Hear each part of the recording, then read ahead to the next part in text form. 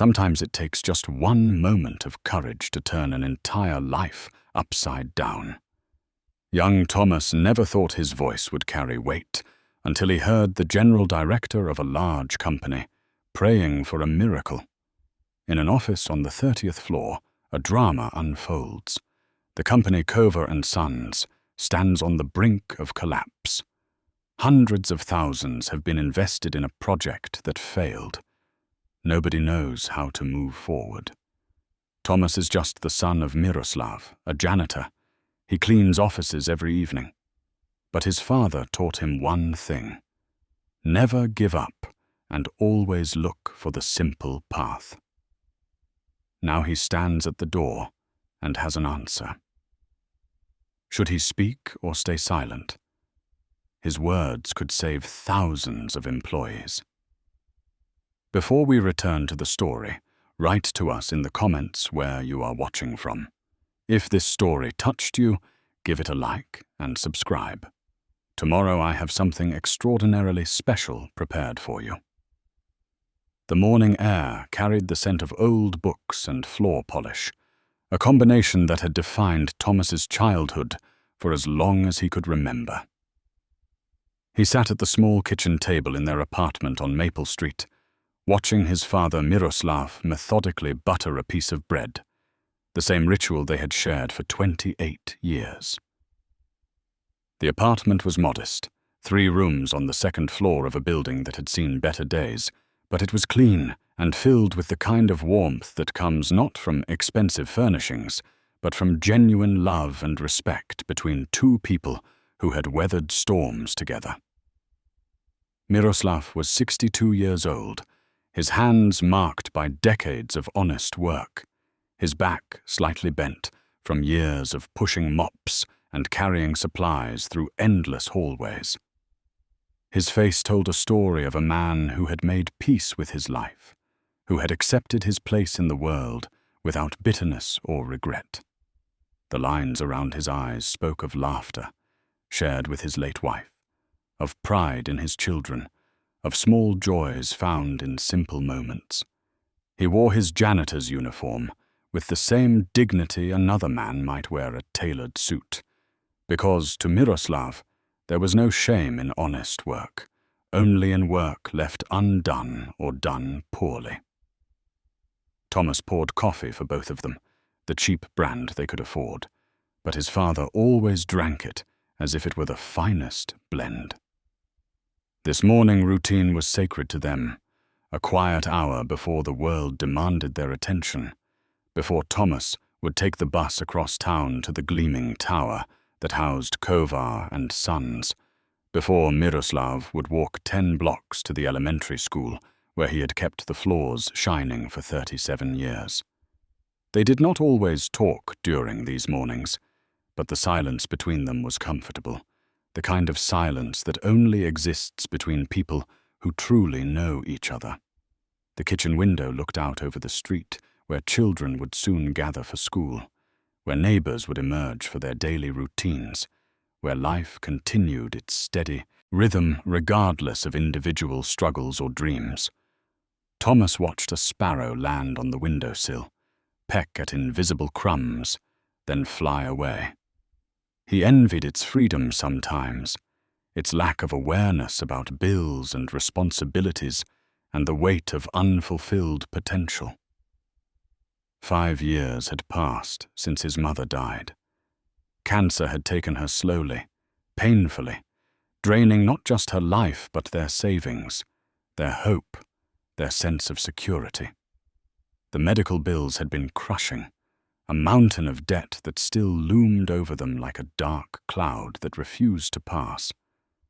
Thomas had been 23 then, in his final year of university studying engineering, his grades excellent, his future bright. But when the bills came, when his father's salary could not cover both the debt and tuition, the choice had been clear.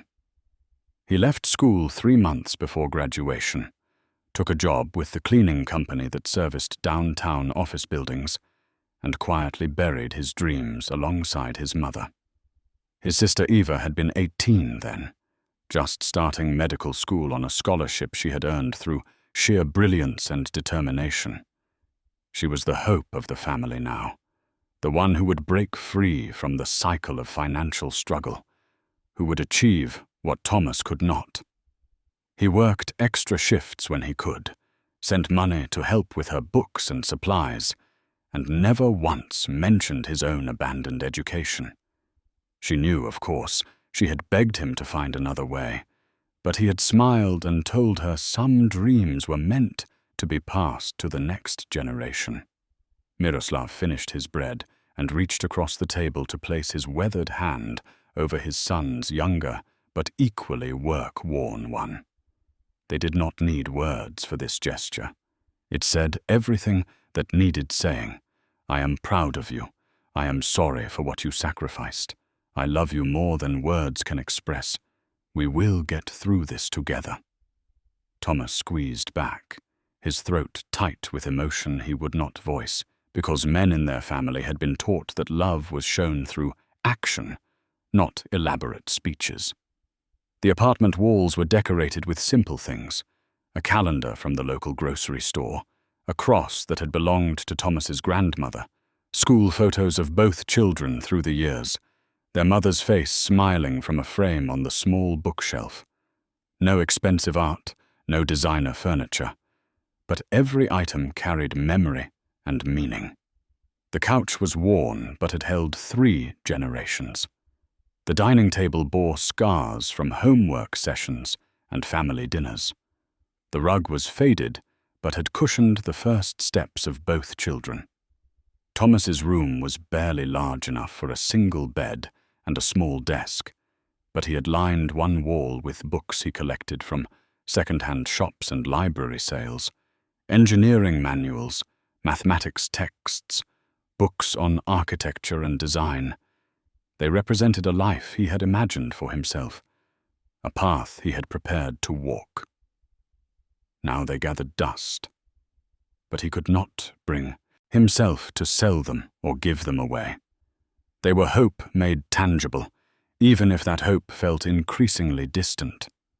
He thought often about the moment he had walked out of university for the last time, carrying a box of his belongings from the student housing, knowing he would not return.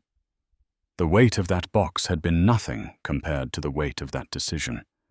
His professors had been shocked, had offered to speak to financial aid, had suggested loans and work-study programs, but Thomas knew the mathematics. The debt from his mother's care would take years to repay. Adding student loans would only deepen the hole. His father was not getting younger, and someone needed to carry the load. The cleaning company had been willing to hire him immediately. The pay was low but steady. The hours were evening shift, which meant he could pick up day labor when opportunities arose, and the work itself required no particular skill beyond attention to detail and willingness to be invisible. That last part came naturally to Thomas. He had always been quiet, observant, the kind of person who noticed things others missed, but rarely spoke up about his observations. Kovar and Sons occupied a tower of glass and steel in the business district, 32 floors of offices, conference rooms, executive suites, and the machinery of corporate success. The company had been built by Pavel Kovar's grandfather after the war, had grown through decades of careful management and smart decisions, and now stood as one of the largest construction and development firms in the region. They built shopping centers and apartment complexes, office parks and industrial facilities, their cranes dotting the skyline of the growing city. Thomas had been cleaning their offices for 4 years now, arriving at 6 in the evening after most employees had gone home, working through the night alongside a crew of 10 other cleaners, finishing as dawn broke and early morning staff began to arrive. He knew those offices better than most people who worked there during daylight hours. He knew which executives stayed late, which ones left early, which departments generated the most trash, which conference rooms were used for genuine meetings, and which were empty monuments to corporate excess. He had developed a route, a systematic path through the building that maximized efficiency. Start on the top floor where the executive offices were, work his way down through middle management, finish with the lobby and common areas. The 30th floor belonged to the senior leadership, to Pavel Kovar himself and his inner circle of vice presidents and directors. These offices were larger, furnished with expensive desks and leather chairs, decorated with art that probably cost more than Thomas earned in a year. But for all their luxury, these offices produced the same dust, the same waste paper, the same coffee rings on conference tables as any other workspace. Thomas had learned early that expensive surroundings did not elevate the people who occupied them.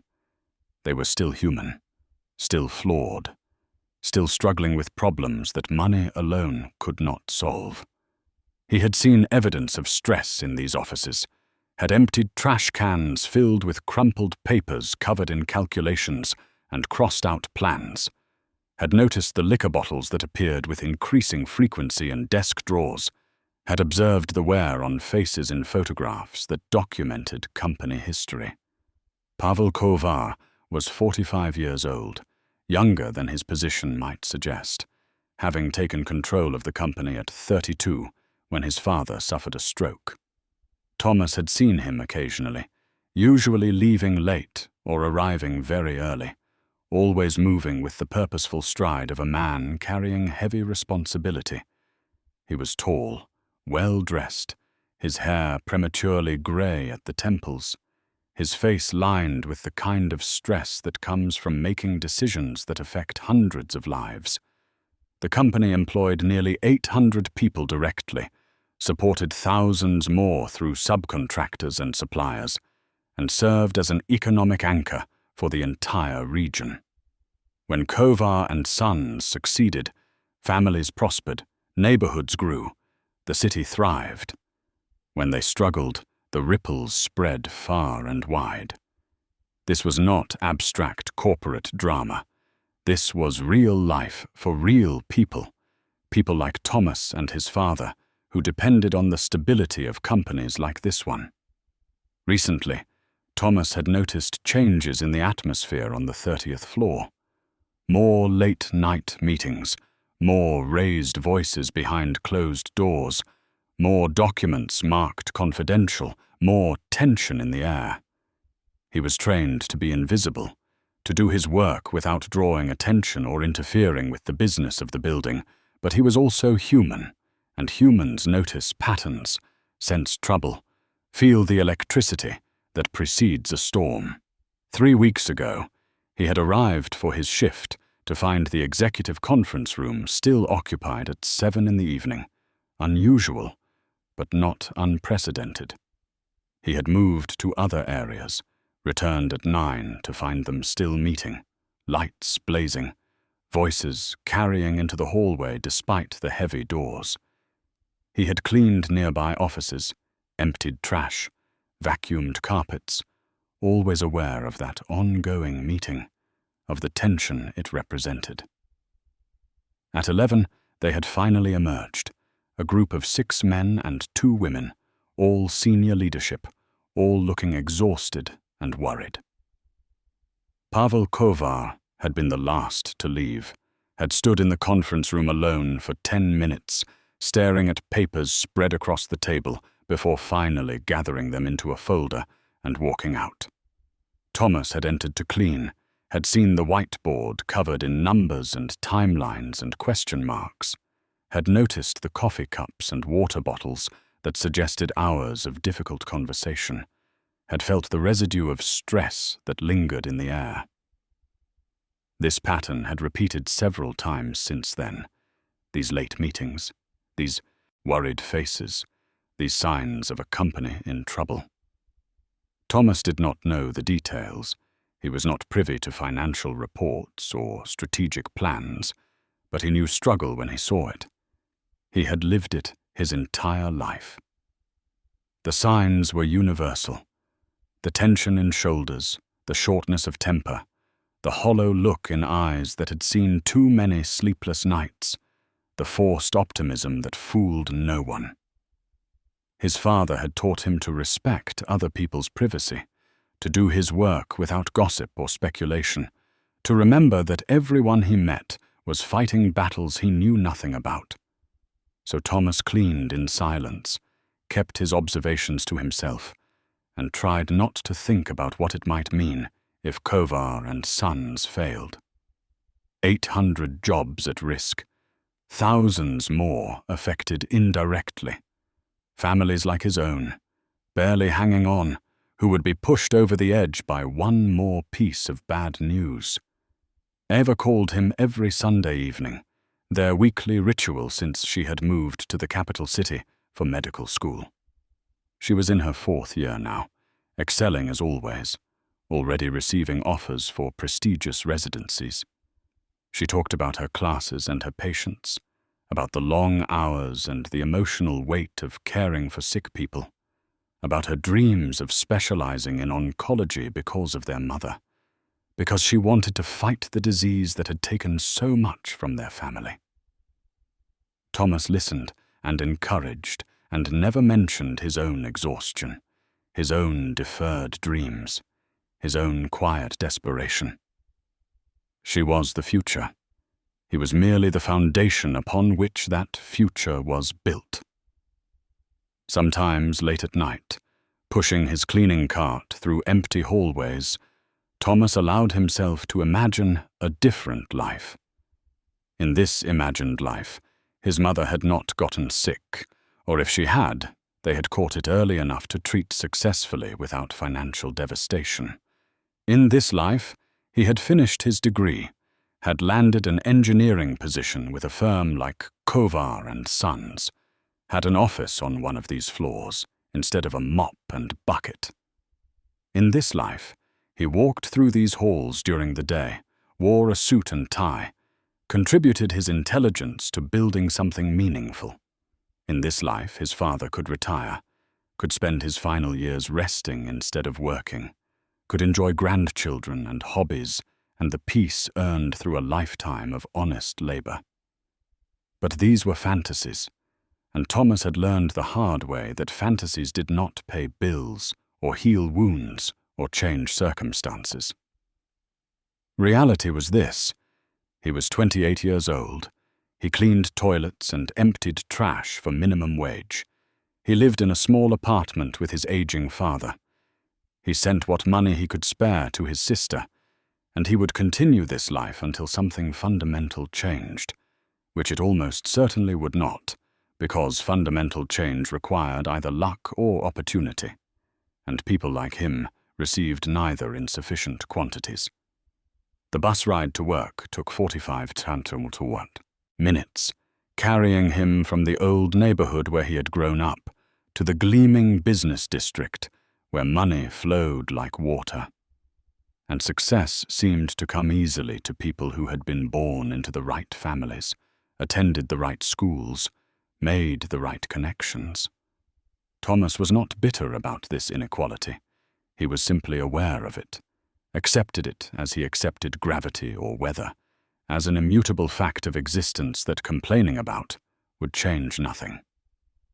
He arrived at the Kovar and Sons building at 5:45, 15 minutes before his shift officially began, because his father had taught him that being on time meant being early, that reliability was a virtue that cost nothing, but meant everything. The security guard, an older man named Robert, who had worked there for 20 years, nodded at him with the familiarity of daily routine. They sometimes shared a few words, nothing deep, just the acknowledgement that they were both part of the invisible workforce that kept the building functioning, that they understood their place in the hierarchy, even if others did not acknowledge it. The locker room for the cleaning staff was in the basement, a windowless space with metal lockers and fluorescent lighting that hummed constantly. Thomas changed into his work uniform, stored his personal belongings, and met with the crew supervisor to receive his assignment for the night. same as always. Floors 28 through 32, the executive levels, start at 6, finish by 2 in the morning. He collected his supplies, loaded his cart, and took the service elevator up, beginning another night of invisible labor in service to people who would never know his name or appreciate his contribution to their comfortable working environment. The night of March 15th began like any other. Thomas arrived at his usual time, exchanged his usual greeting with Robert, changed into his uniform, and took the service elevator to the 30th floor.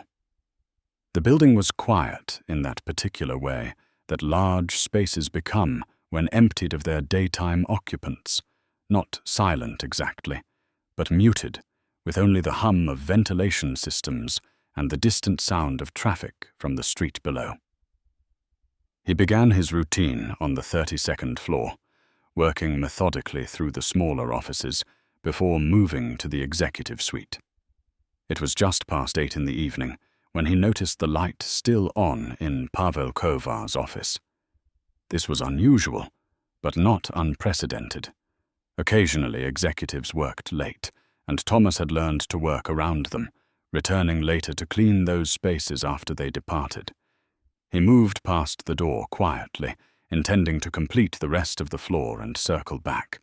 But as he passed, he heard voices, low and tense, the kind of conversation that carries weight and worry. He should have kept walking. His training, his instinct, his father's lessons about respecting privacy, all of these things told him to move on, to give them space, to remain invisible as his job required. But something in the tone stopped him, something that spoke of genuine crisis rather than routine business discussion. Thomas found himself pausing near the door, not quite eavesdropping, but not quite moving away either, caught in that uncertain space between curiosity and duty. Pavel Kovar's voice came through clearly, tired and strained in a way that suggested this conversation had been going on for hours. The Riverside project is dead. We have invested $270,000 into planning and permits, and the environmental assessment just came back. The whole eastern section sits on contaminated soil from the old factory. Remediation would cost another $300,000 minimum, probably closer to $400,000 by the time we factor in delays and additional testing. We cannot absorb that kind of loss, not with the northern plaza already over budget and the lakeside development stalled because of the zoning dispute. Another voice, older and rougher, responded with barely contained frustration. This company has survived worse. Your grandfather built it from nothing after the war. Your father expanded it through 2 recessions. We will find a way through this. But even as these words were spoken, they carried the hollow ring of hope without foundation, of determination facing overwhelming odds. A woman's voice, precise and clinical, cut through with facts that allowed no room for optimism. The numbers do not work, gentlemen. We are carrying debt from 3 projects that have not delivered expected returns. Our credit line is extended to the limit. If we walk away from Riverside, we write off nearly $300,000. If we proceed, we are gambling another $400,000 on a project that might not receive final approval even after remediation, because the City Council is under pressure from environmental groups. Either way, we are facing a shortfall that threatens payroll in 60 days. Silence followed this assessment, the kind of silence that speaks louder than words, that confirms fears and crushes remaining hope. Thomas stood frozen near the door, his cleaning cart forgotten, his heart pounding as the implications of what he had heard began to register. 800 jobs. Thousands of families dependent on this company. The economic ripple effect through the entire region. This was not abstract corporate drama. This was real crisis with real consequences for real people. Pavel Kovar spoke again, his voice now carrying the edge of desperation.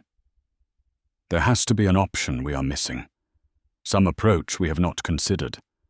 I am not ready to tell 800 people that they may not have jobs in 2 months because we gambled wrong on a development project. My grandfather and father trusted me to carry this company forward, to protect the people who depend on it, and I am failing them. The older voice responded with the weariness of someone who had fought many battles and was running out of fight. We have looked at every angle, Pavel. We have consulted with 3 different engineering firms, 2 environmental specialists, and our entire legal team. The contamination is real and extensive. The regulations are clear. We either pay for full remediation or we abandon the project. There is no third option that anyone can find. Thomas felt his hands trembling slightly as understanding crystallized in his mind. He knew something they did not. Udamo, something so obvious that they had overlooked it entirely in their focus on conventional solutions. His education, incomplete as it was, had included extensive coursework in environmental engineering and soil remediation. He had written a paper in his junior year on innovative approaches to brownfield development, had researched cases where contaminated sites had been successfully developed through creative engineering rather than expensive excavation and removal. The conversation in the office continued, voices rising and falling with frustration and fear. But Thomas was no longer fully listening. His mind raced through what he knew about soil contamination, about phytoremediation and encapsulation techniques, about building design that could work with contaminated soil rather than requiring its removal. The solution was there, clear as day, to anyone who understood the science. But these were business people and lawyers, not engineers, and they were trapped in conventional thinking that said contamination meant either removal or abandonment. He stood at a crossroads that would define everything that followed. He could walk away, return to his cleaning, maintain his invisibility, and let these powerful people solve their own problems, while he protected himself from the risk of speaking up. That was the safe choice, the expected choice, the choice his position and experience told him to make. Or he could knock on that door, interrupt a private executive meeting, risk his job and his dignity, and offer information that might help, but might just as easily be dismissed or mocked. His father's voice echoed in his memory, not from any specific conversation, but from a lifetime of lessons absorbed through observation and example. Do what is right, even when it is hard, even when it costs you something, even when no one will thank you for it. A man's character is measured not by what he does when people are watching, but by what he does when he thinks no one will ever know. We may not have money or status, but we have something more valuable. We have integrity, and that cannot be taken from us unless we surrender it. Thomas thought of the 800 employees, many of them like him, working-class people with families and mortgages and dreams, people who would be devastated by job loss through no fault of their own. He thought of his father, who had worked honestly for 62 years and deserved to live in a world where such work was valued and protected. He thought of his sister, whose medical education was possible only because people with resources created opportunities for people without them. He thought of his mother, who had taught him that silence in the face of injustice or preventable harm was itself a form of wrong. His hand moved to the door before his conscious mind had fully decided. He knocked, 3 soft raps that seemed impossibly loud in the quiet hallway.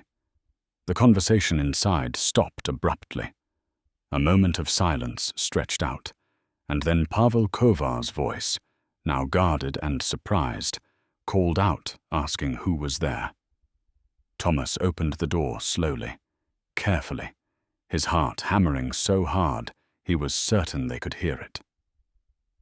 3 people sat around the conference table in Pavel's office, their faces turning toward him with expressions ranging from confusion to irritation. Pavel Kovar himself sat at the head of the table, his tie loosened, his shirt wrinkled, his face showing the strain of crisis. To his right sat an older man, probably in his 60s, with white hair and the weathered face of someone who had spent decades in construction. To his left sat a woman of about 40, impeccably dressed, her laptop open in front of her, clearly the source of the financial analysis that had delivered such grim news.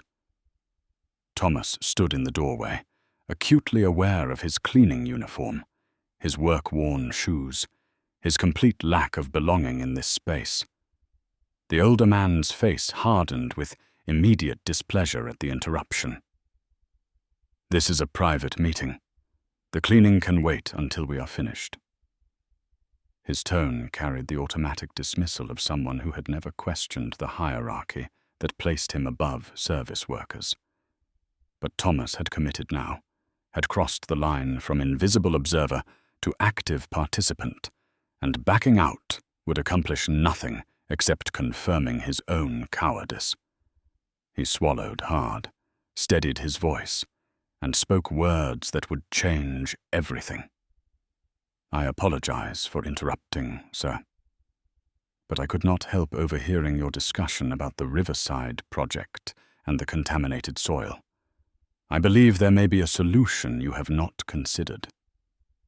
The silence that followed was profound. Pavel Kovar stared at him with an expression that mixed surprise, confusion, and the faint stirring of something that might have been hope. The woman's face showed calculated assessment, as if she were rapidly processing this unexpected variable. The older man simply looked angry, his face reddening as he prepared to eject this cleaning person who had the audacity to interrupt and offer unsolicited opinions on matters far above his station. Pavel raised a hand, stopping the older man before he could speak. His eyes remained fixed on Thomas, studying him with sudden intensity. "You overheard our conversation?" "Yes, sir. I did not mean to eavesdrop, but I was passing in the hallway and I heard enough to understand the situation. And you believe you have a solution to a problem that has stumped 3 engineering firms and multiple specialists. Why would a cleaning person know something that experts with decades of experience do not know?"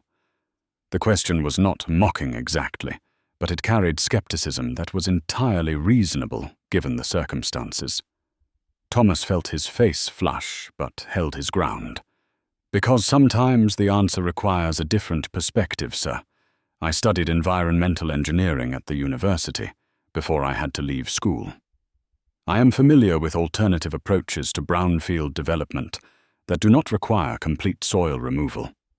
With respect, if your consulting firms are all traditional contractors, they may be proposing the solutions they are equipped to implement rather than the solutions that are actually optimal for your situation."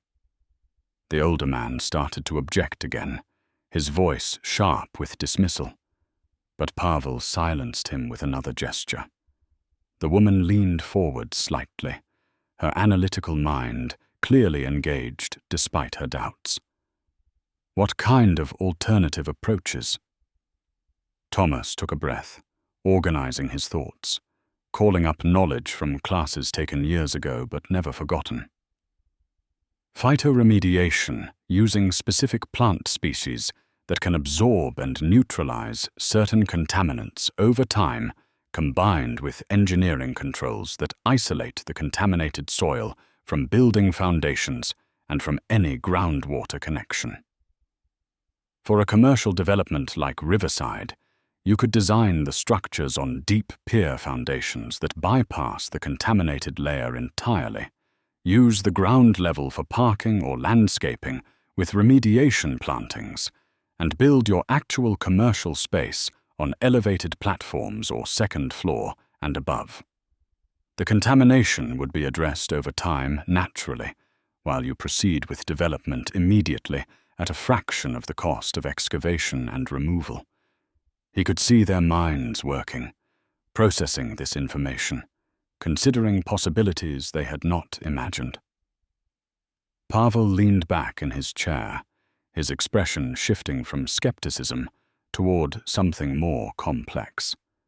That would still require environmental approval and probably additional engineering analysis. Yes, sir, absolutely.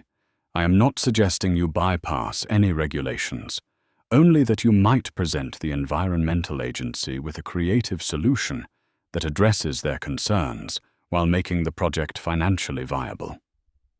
Some contamination types actually respond better to biological remediation than to removal, and the agencies are often receptive to approaches that leave remediated land in better condition long term.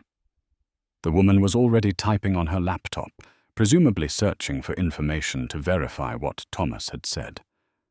The older man still looked skeptical, but his anger had shifted to grudging consideration.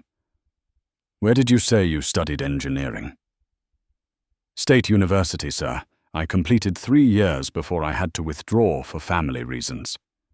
And you work as a cleaner.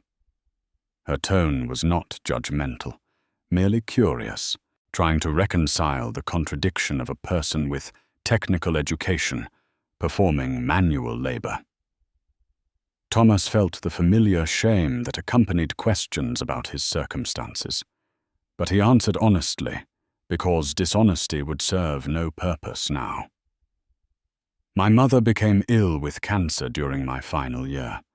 The medical costs were substantial, and someone needed to work to help pay them and to support my younger sister's education. I took this job intending it to be temporary, but circumstances have kept me here longer than I expected. Life does not always follow the path we plan, ma'am. Pavel stood up, walked to the window, and looked out at the city lights below. The silence stretched for what felt like hours, but was probably only 30 seconds. When he turned back, his face showed a decision made. What is your name? Thomas Novak, sir.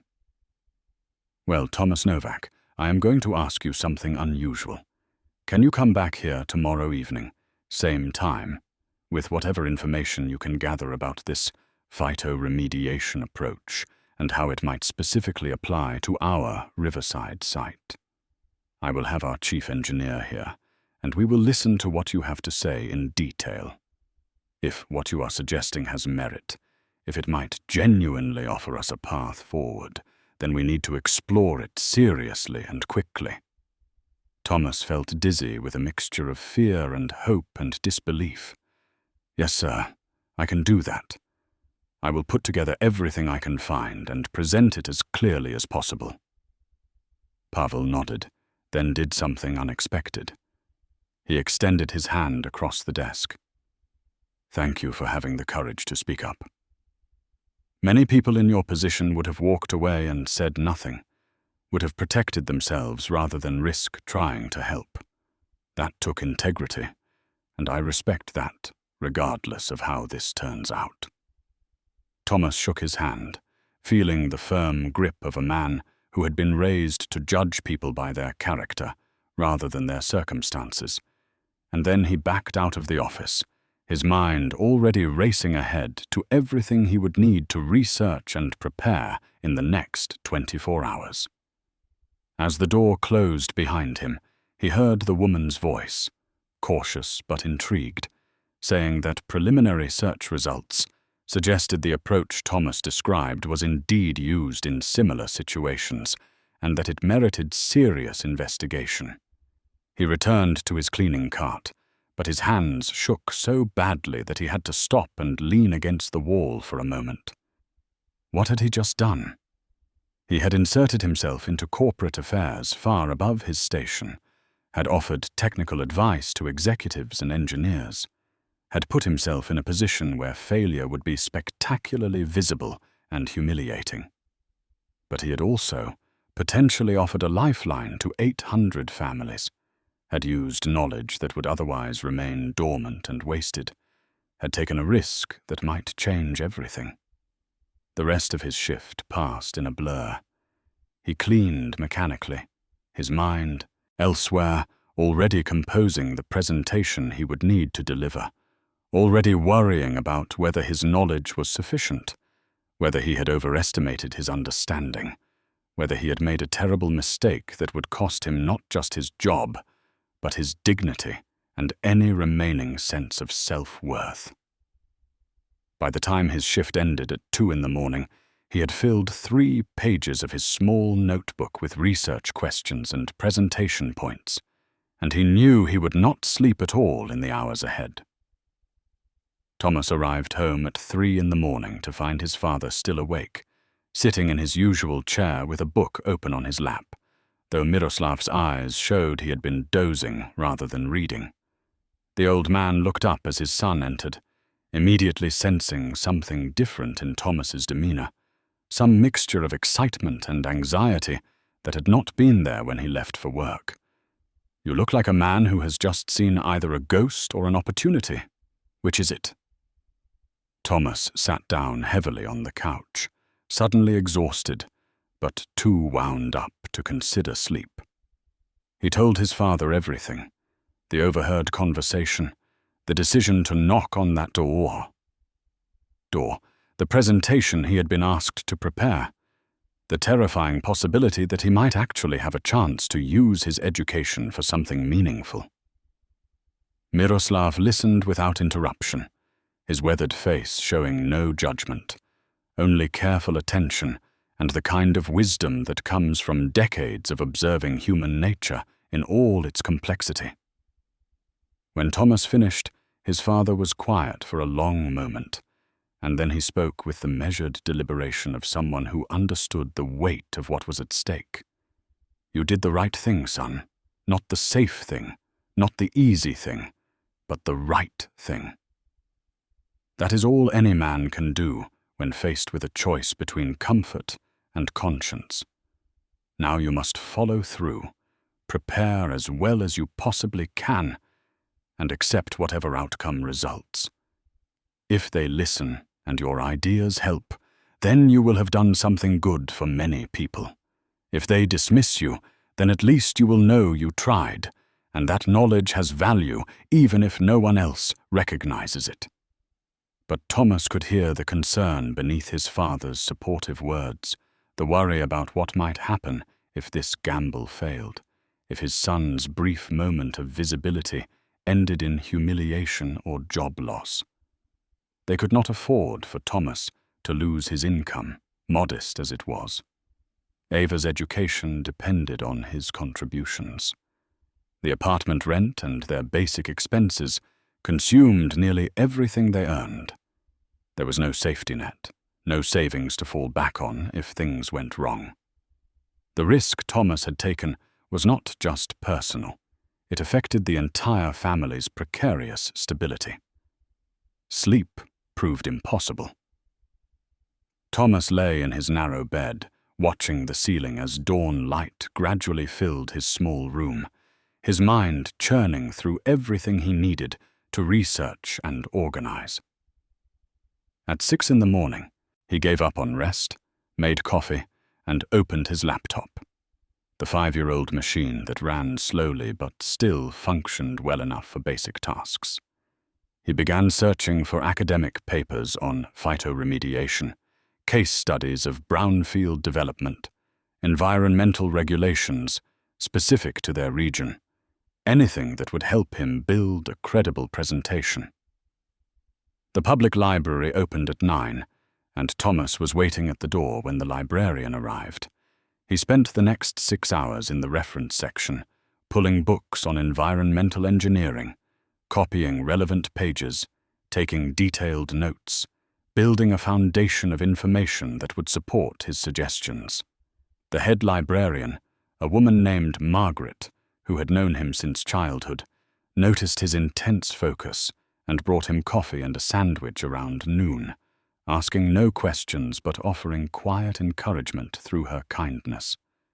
By mid-afternoon, Thomas had accumulated a substantial body of research, but he faced a new problem. He needed to create a professional-looking presentation, needed visual aids and organized information, needed to appear credible rather than amateurish. His laptop was too old to run modern presentation software smoothly, and he had no printer to produce handouts. He sat in the library, feeling the gap between what he needed to accomplish and the resources available to him, a familiar frustration that had defined much of his adult life. Margaret noticed his distress and approached with the gentle directness of someone who had spent decades helping people navigate obstacles. "You look like you are trying to solve a problem with insufficient tools." Her observation was so accurate that Thomas almost laughed.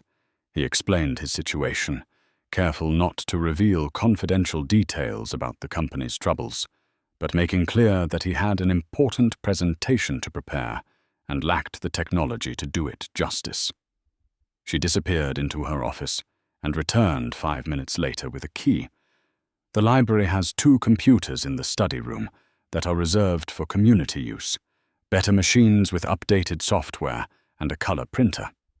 Officially, you need to reserve them in advance, but I happen to know they are not booked this evening. You can work there as long as you need, and if anyone asks, I will tell them you submitted a reservation form that I simply have not filed yet." Her conspiracy was delivered with a gentle smile that reminded Thomas that kindness existed in the world, that not everyone judged worth by economic status or social position. He worked through the afternoon and into the evening, building a presentation that organized his ideas clearly and supported them with credible evidence.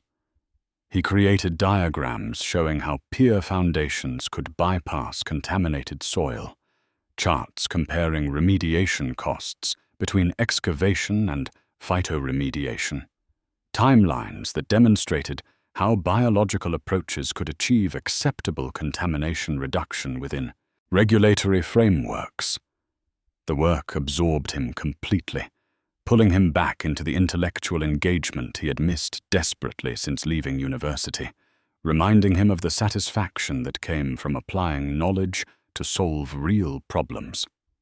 At 7:30, he printed 15 copies of his presentation materials, thanked Margaret profusely for her help, and rushed home to shower and change into the only dress clothes he owned, a suit purchased years ago for his mother's funeral and worn only twice since. It was slightly outdated in style and had grown a bit loose as he had lost weight from long work hours and modest meals, but it was clean and pressed and would have to serve. His father helped him with his tie, the gesture carrying echoes of preparing for important school events, of ordinary moments when grooming rituals connected generations and communicated care that transcended words. Miroslav placed both hands on his son's shoulders and looked him in the eye with fierce pride and equally fierce worry.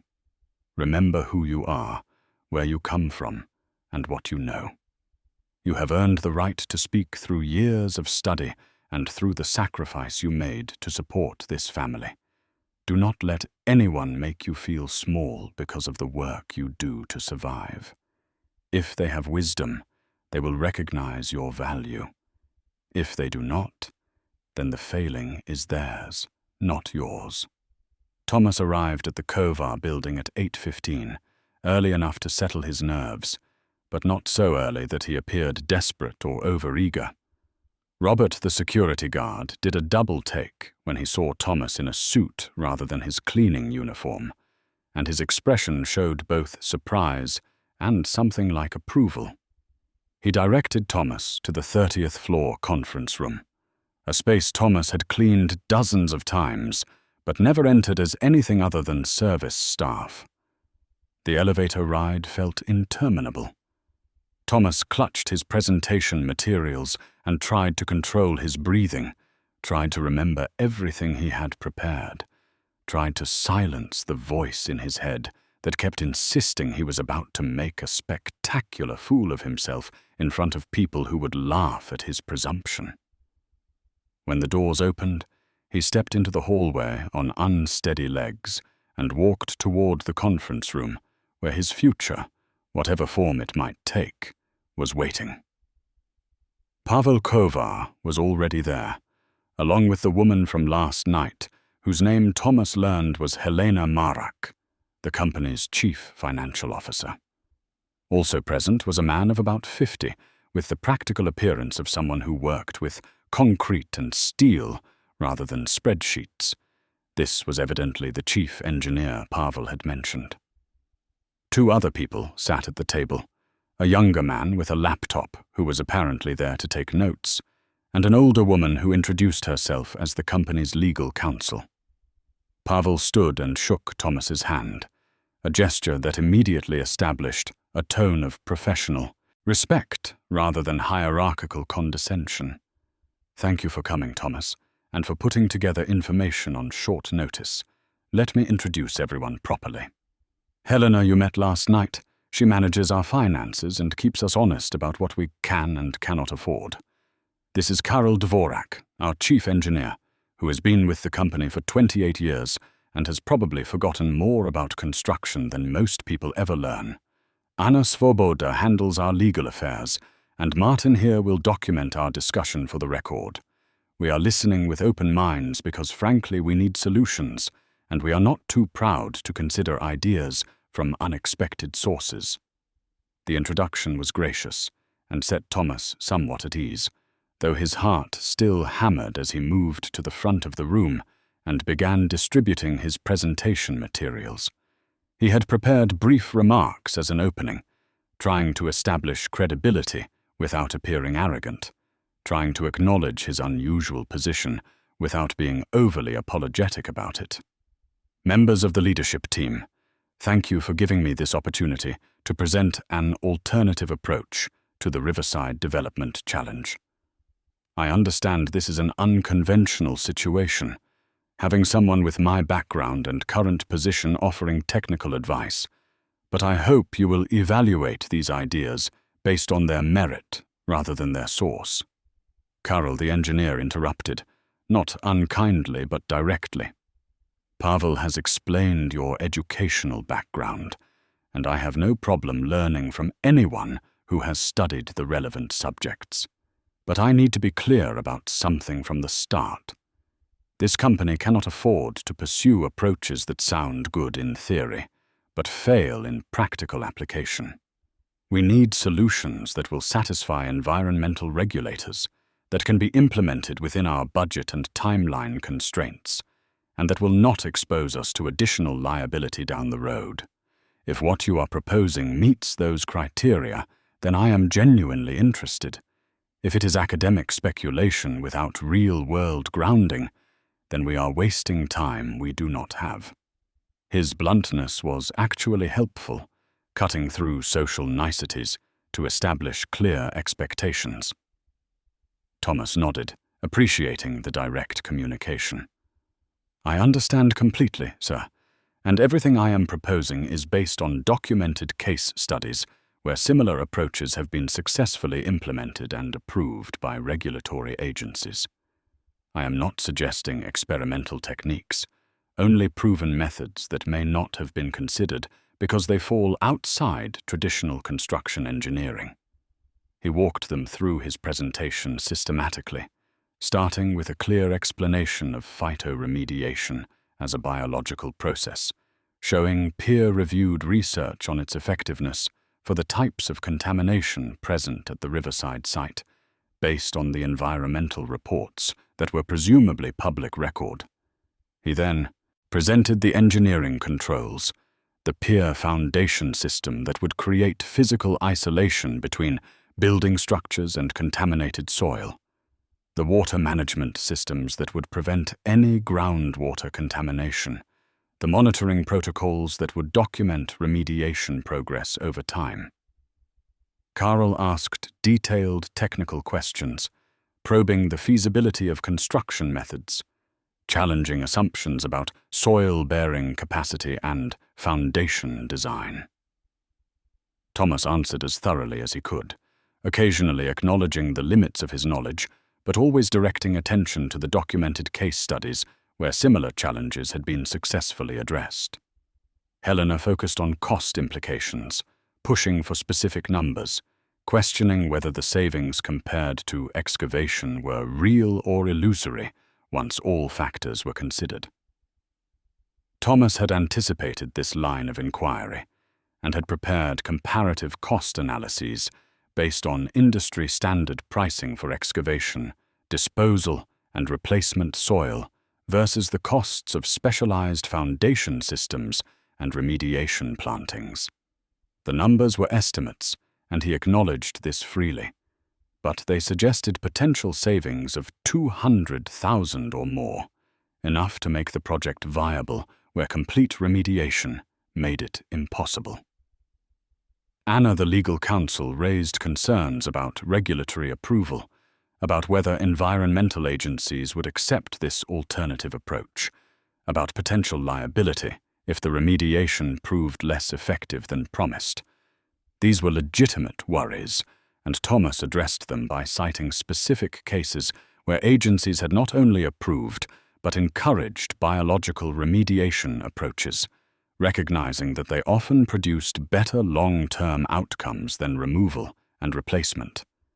The discussion continued for nearly 90 minutes, far longer than Thomas had expected, with detailed examination of every aspect of his proposal.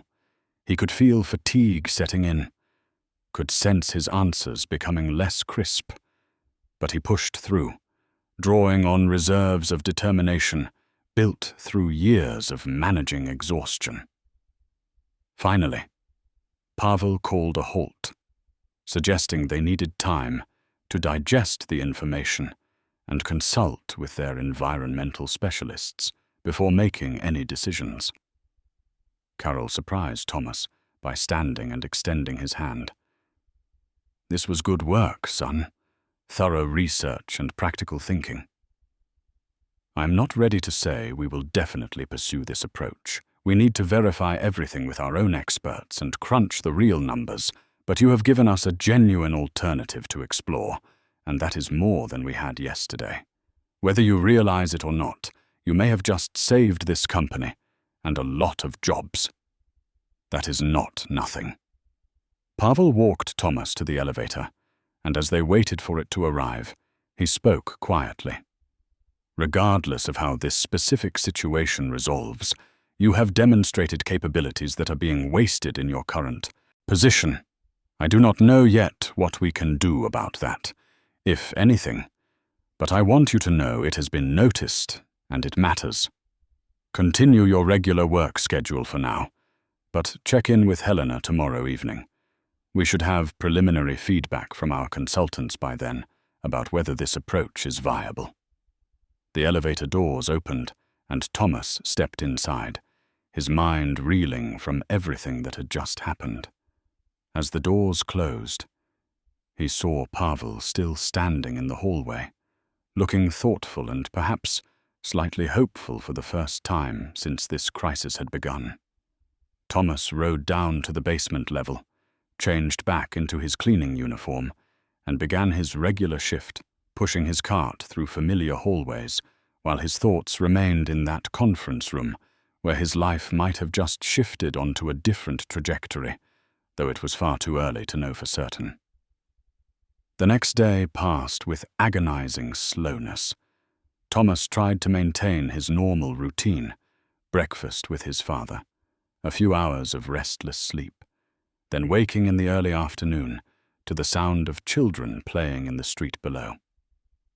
He sat at the kitchen table with coffee growing cold in his cup, staring at nothing, his mind cycling through the presentation over and over, finding flaws he had missed, thinking of better ways he could have explained certain points, worrying that he had oversold the feasibility or undersold the challenges.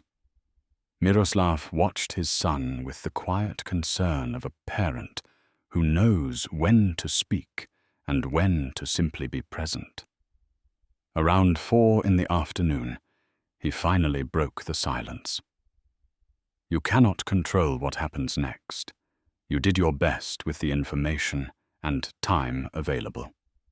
Now you must practice patience, which I know is perhaps the hardest thing I could ask of you. Thomas managed a weak smile.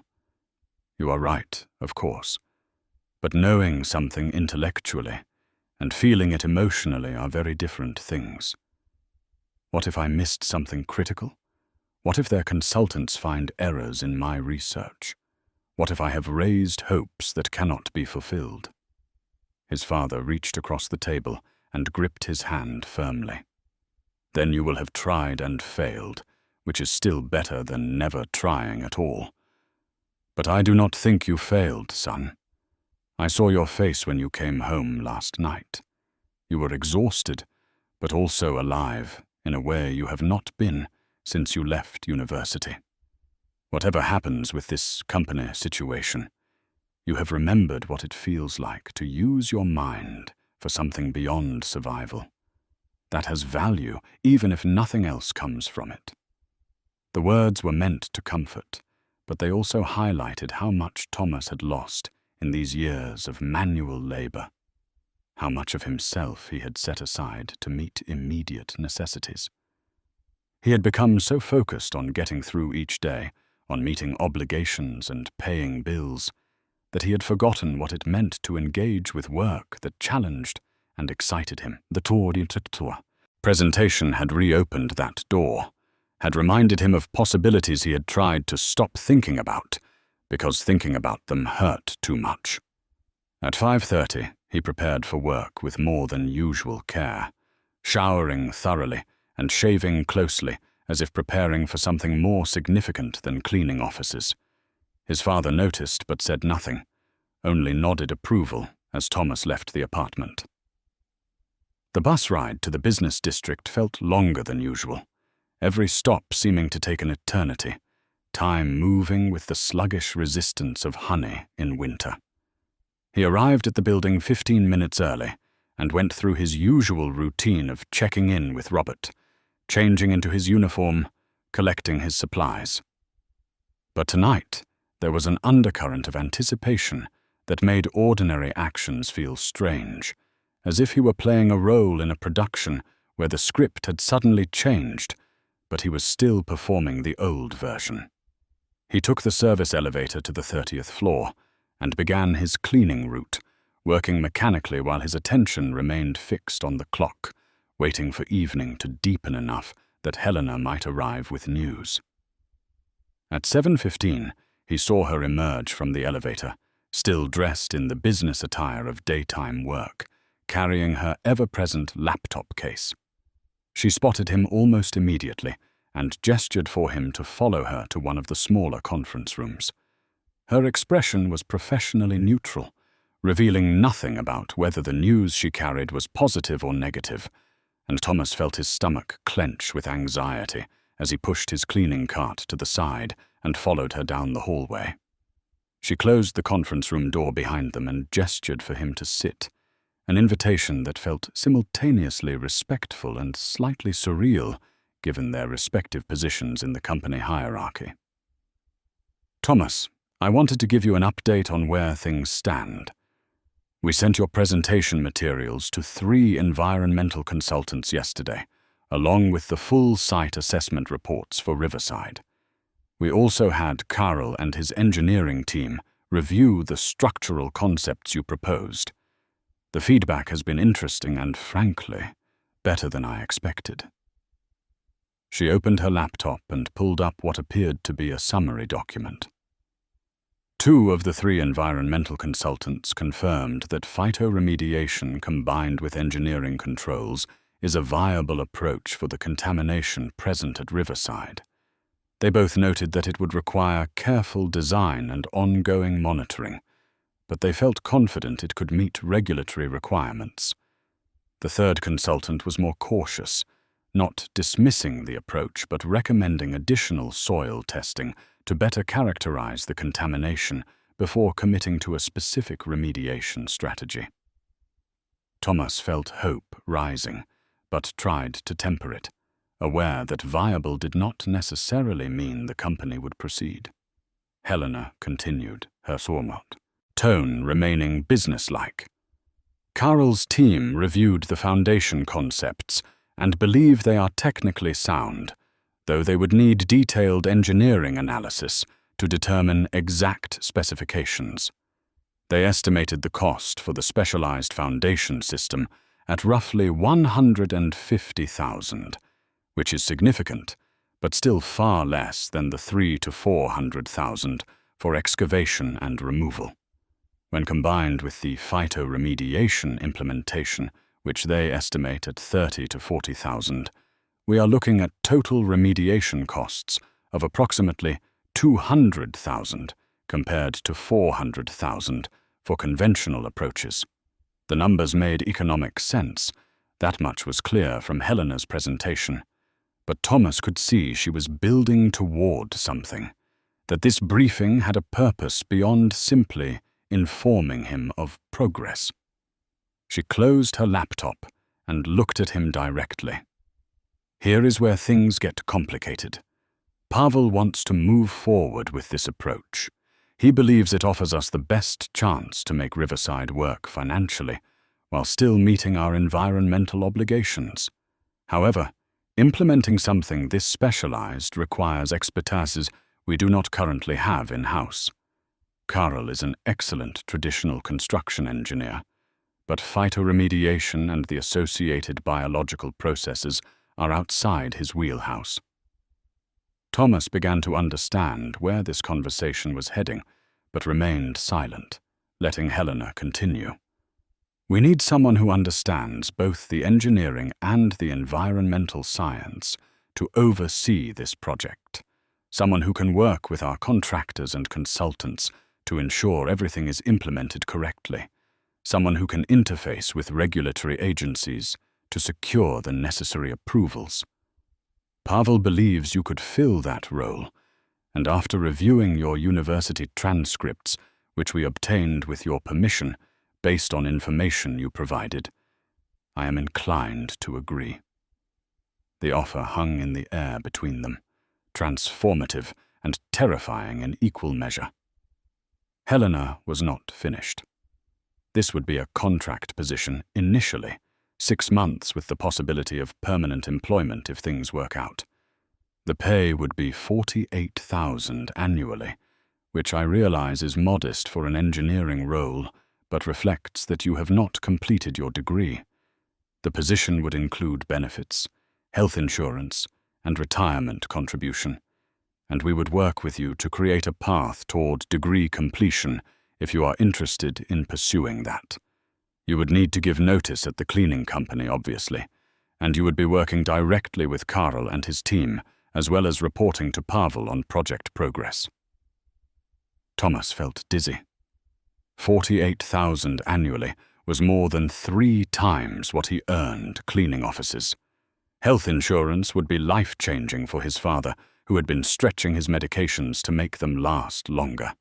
The possibility of finishing his degree felt like a gift he had not dared to hope for. But beneath the elation ran a current of fear. What if he failed? What if his knowledge proved insufficient? What if he had oversold his capabilities and could not actually deliver on the promise his presentation had implied? Helena seemed to read his hesitation. I know this is a lot to process, and I know it must feel overwhelming. You do not need to answer immediately. Take tonight to think about it. Talk to your family. Consider what you want. But I will tell you what I told Pavel when we discussed this. Sometimes the best people for difficult jobs are not the ones with the most impressive resumes, but the ones with the most to prove and the determination to prove it. You took a risk speaking up when you could have stayed silent. That tells me something about your character that matters more than credentials. She stood, signaling the conversation was ending, but she handed him a folder before he could leave. This is a draft contract for you to review. Read it carefully. Make sure you understand all the terms. If you have questions, write them down and we can discuss them tomorrow. My direct number is on the cover page. Call me by tomorrow evening with your decision either way.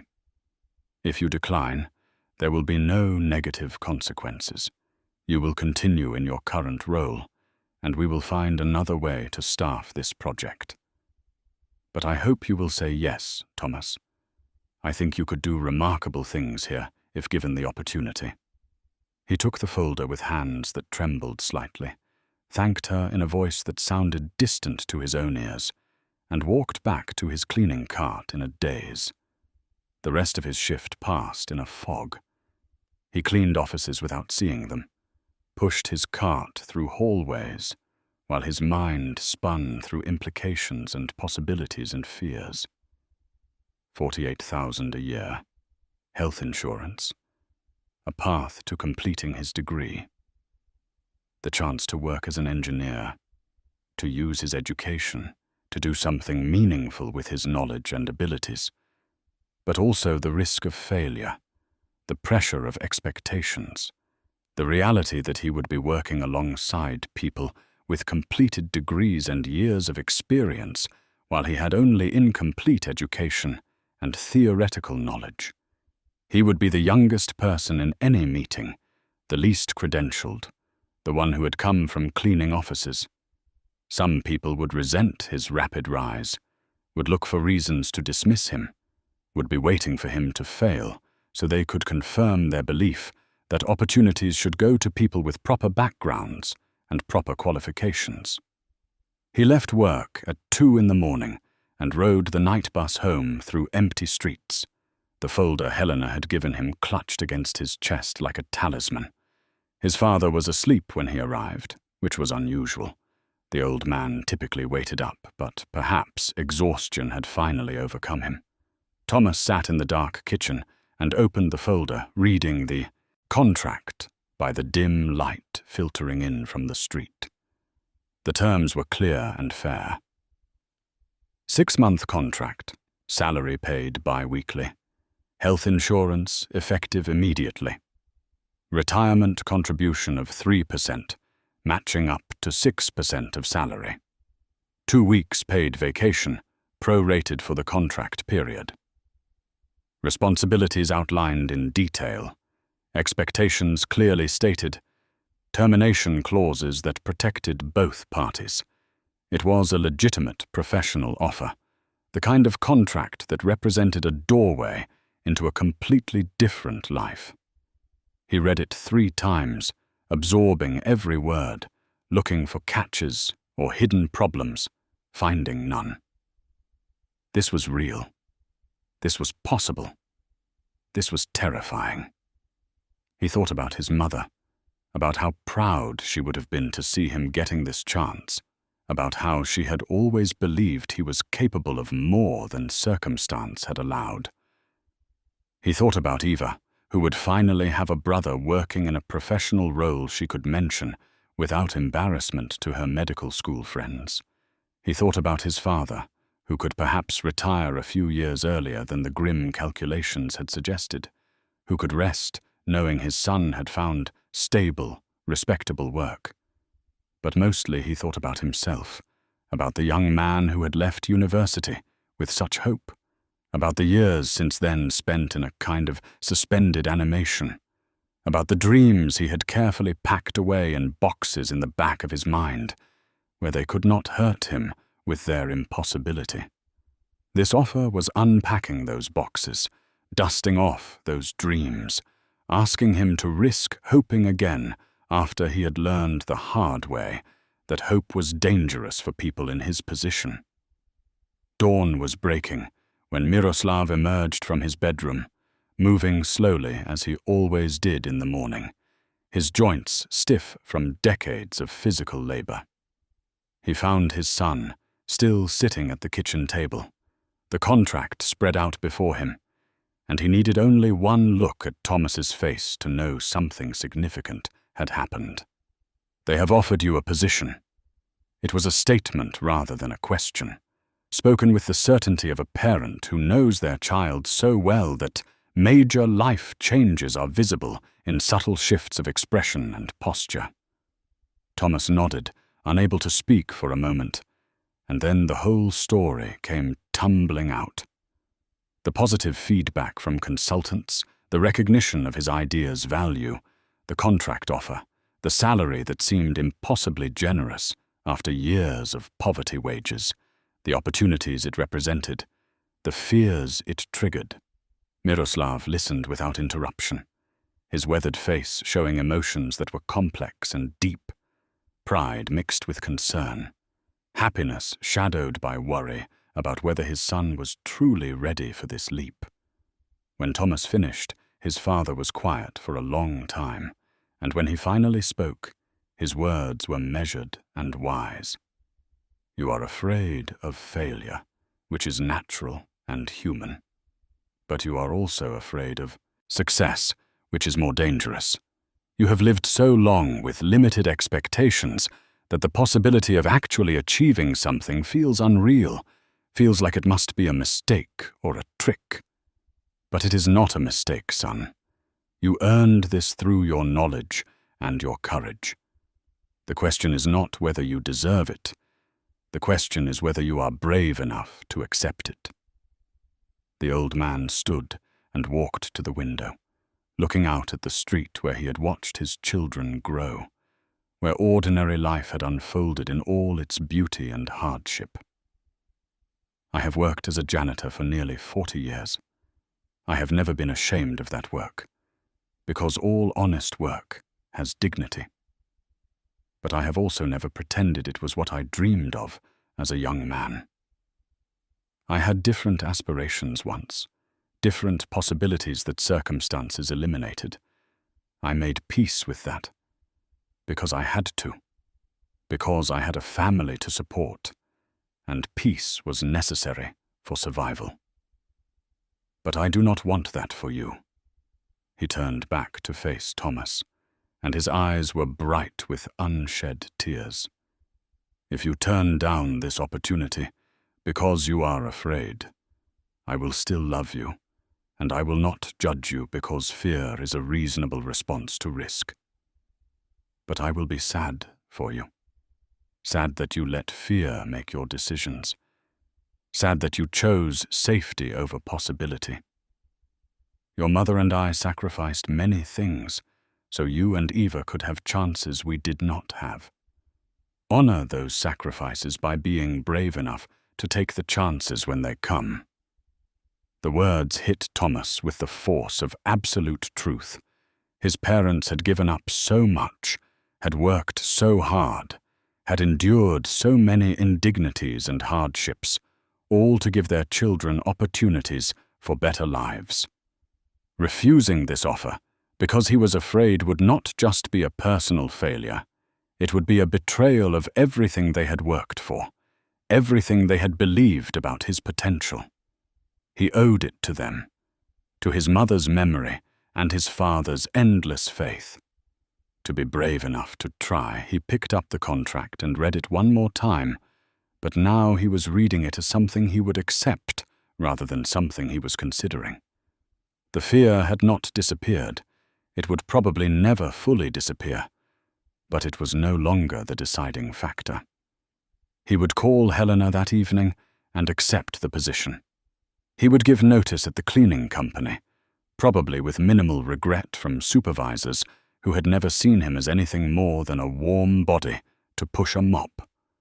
He would show up on his first day as a contract engineer, and he would work harder than he had ever worked in his life to prove he belonged there, to demonstrate that belief in his abilities had not been misplaced.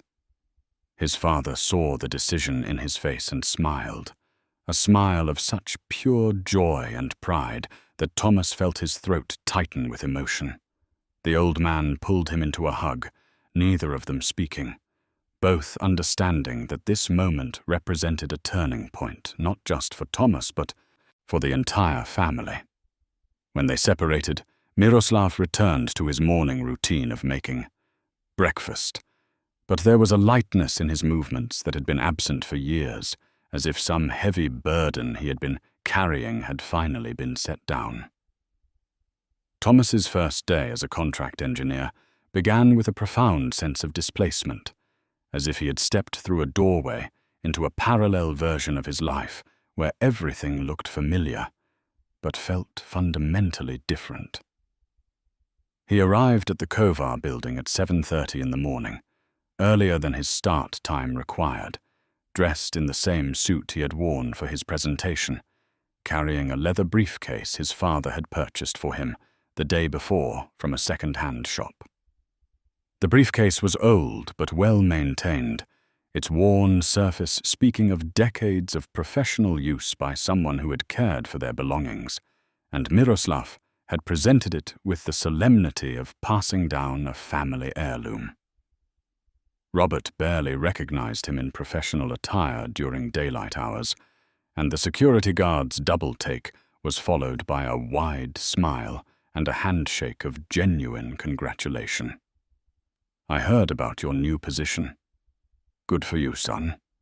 I always thought you were too smart to be pushing a mop your whole life." The comment was well meant, but it carried an implication that stung slightly. The suggestion that manual labor was beneath someone with intelligence, a notion that dishonored his father and countless others who performed essential work with dignity and skill. But Thomas understood the intended kindness and accepted it graciously, knowing that changing perceptions was a longer journey than correcting one casual remark. The Human Resources Office occupied a suite on the 5th floor, a space Thomas had cleaned many times but never entered as anything other than service staff. The HR director was a woman in her 50s named Vera, efficient and pleasant, who processed his paperwork with professional warmth and provided him with an employee badge, building access credentials, and a thick folder of orientation materials. She explained benefits enrollment, showed him how to access the company intranet, and gave him a brief tour of common facilities, including the employee cafeteria, break rooms, and the small gym in the basement that staff could use before or after work hours. Everything felt surreal, as if he were playing a role rather than actually living this reality. The employee badge that hung around his neck identified him as Thomas Novak, environmental engineer, a title that felt simultaneously earned and fraudulent. He was an engineer by education, but not by credential, having never completed his degree or obtained professional licensing.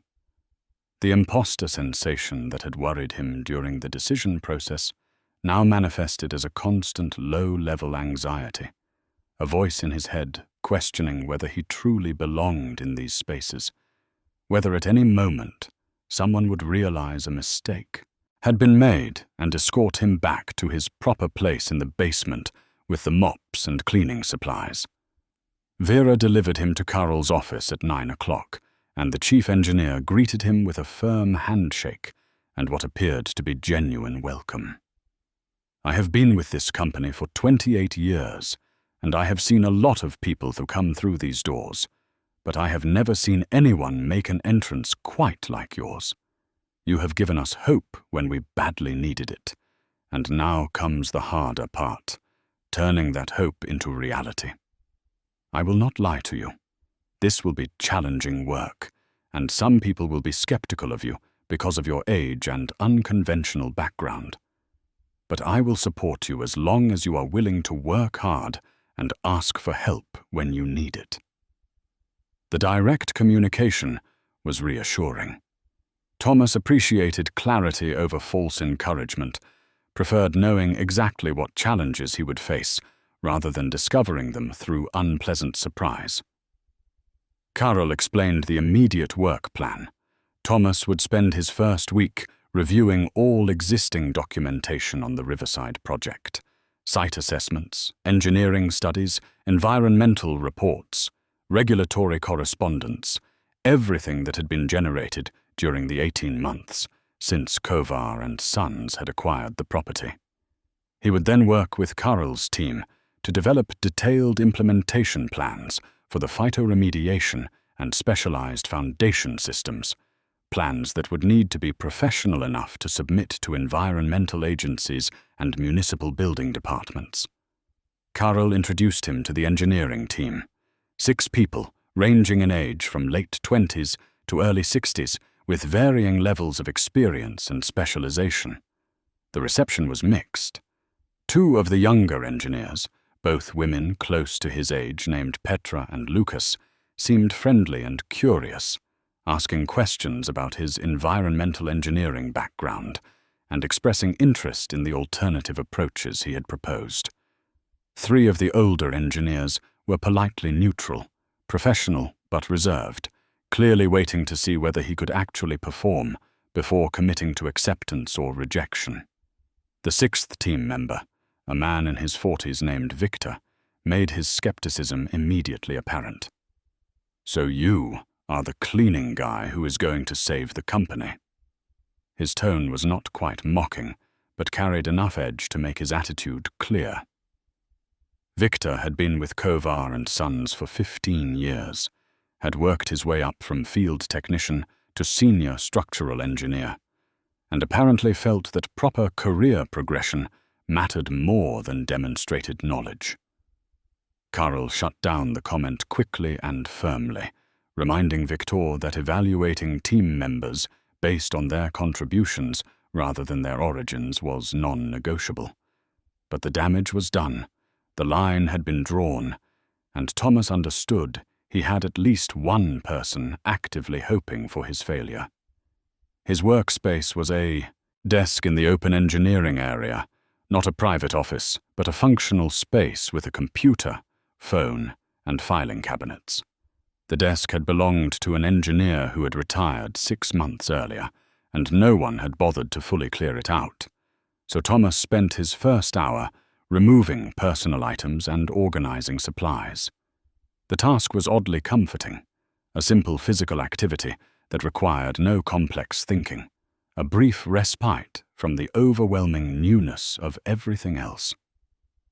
The computer login credentials Vera had provided gave him access to the company's project management system, and Thomas began downloading and organizing the Riverside documentation. The volume was staggering, hundreds of files covering every aspect of the project, from initial site surveys to financial projections to marketing plans for the eventual commercial development. He created a systematic filing structure and began working through materials methodically, taking detailed notes, flagging items that would require deeper analysis, building a comprehensive understanding of what had been planned and why it had hit the contamination obstacle. The work absorbed him completely. Hours passed without notice as he read through technical reports and studied site maps, traced the history of the property from its industrial past to its current abandoned state, learned about the contaminants present and their distribution across the site. The contamination was primarily petroleum-based, remnants from a manufacturing facility that had operated on the property from 1953 to 1998, producing automotive parts through processes that had been environmentally destructive by current standards, though legal at the time. The eastern section of the property, roughly 40% of the total site, showed significant soil contamination extending to depths of 6 to 8 feet. This was the area that had triggered the crisis, because the original development plans had called for underground parking in that exact location, which would have required excavating contaminated soil and either treating it on site or disposing of it at specialized facilities. The costs for either approach had proven prohibitive, but relocating the underground parking was not feasible without fundamentally redesigning the entire project, which would have wasted months of planning work and architectural fees already paid. Thomas could see why the conventional engineering firms had concluded the project was not viable. Their thinking had been constrained by standard approaches that viewed contaminated soil as something to be removed rather than something to be managed in place. His proposal to build over the contamination using deep pier foundations and to implement biological remediation for long-term cleanup represented a paradigm shift that required thinking across disciplines, combining environmental science with structural engineering in ways that specialized consultants often did not consider. At noon, Petra stopped by his desk and invited him to lunch in the cafeteria, and though Thomas had brought a sandwich from home out of habit and economy, he accepted the social invitation, recognizing that building relationships with co-workers mattered as much as technical competence. The cafeteria was subsidized by the company, keeping prices reasonable, and offered substantially better food than Thomas had eaten during his years of making do with whatever was cheapest. He selected a simple meal, conscious of not wanting to seem extravagant or wasteful even though he could now afford more, old habits of frugality not easily discarded. Petra was 29, had completed her civil engineering degree 4 years earlier, and had joined Kovar & Sons directly from university. She was smart and personable, asking genuine questions about his background rather than making assumptions or judgments. Thomas found himself relaxing slightly, talking about his education and his mother's illness and his years cleaning offices with less defensiveness than he had anticipated.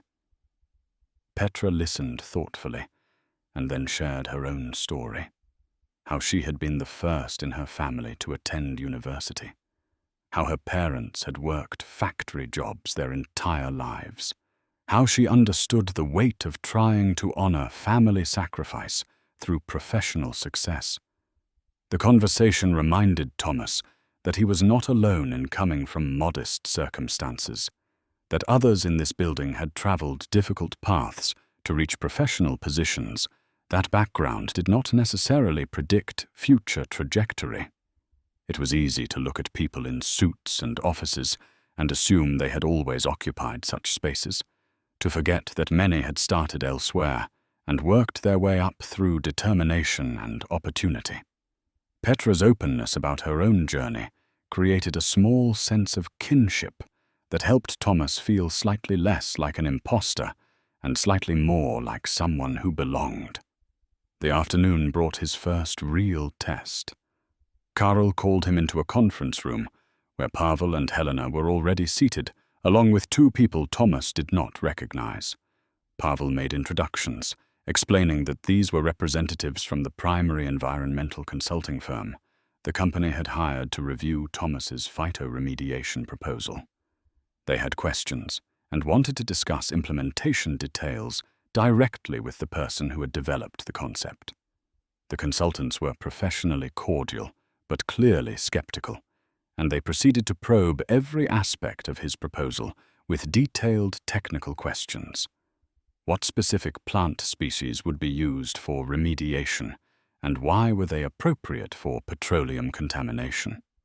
How would soil conditions be monitored to track remediation progress? What were the expected timelines for achieving acceptable contamination reduction? How would the deep pier foundations be designed to ensure they did not create pathways for contaminant migration? What contingency plans existed if the biological remediation proved less effective than projected?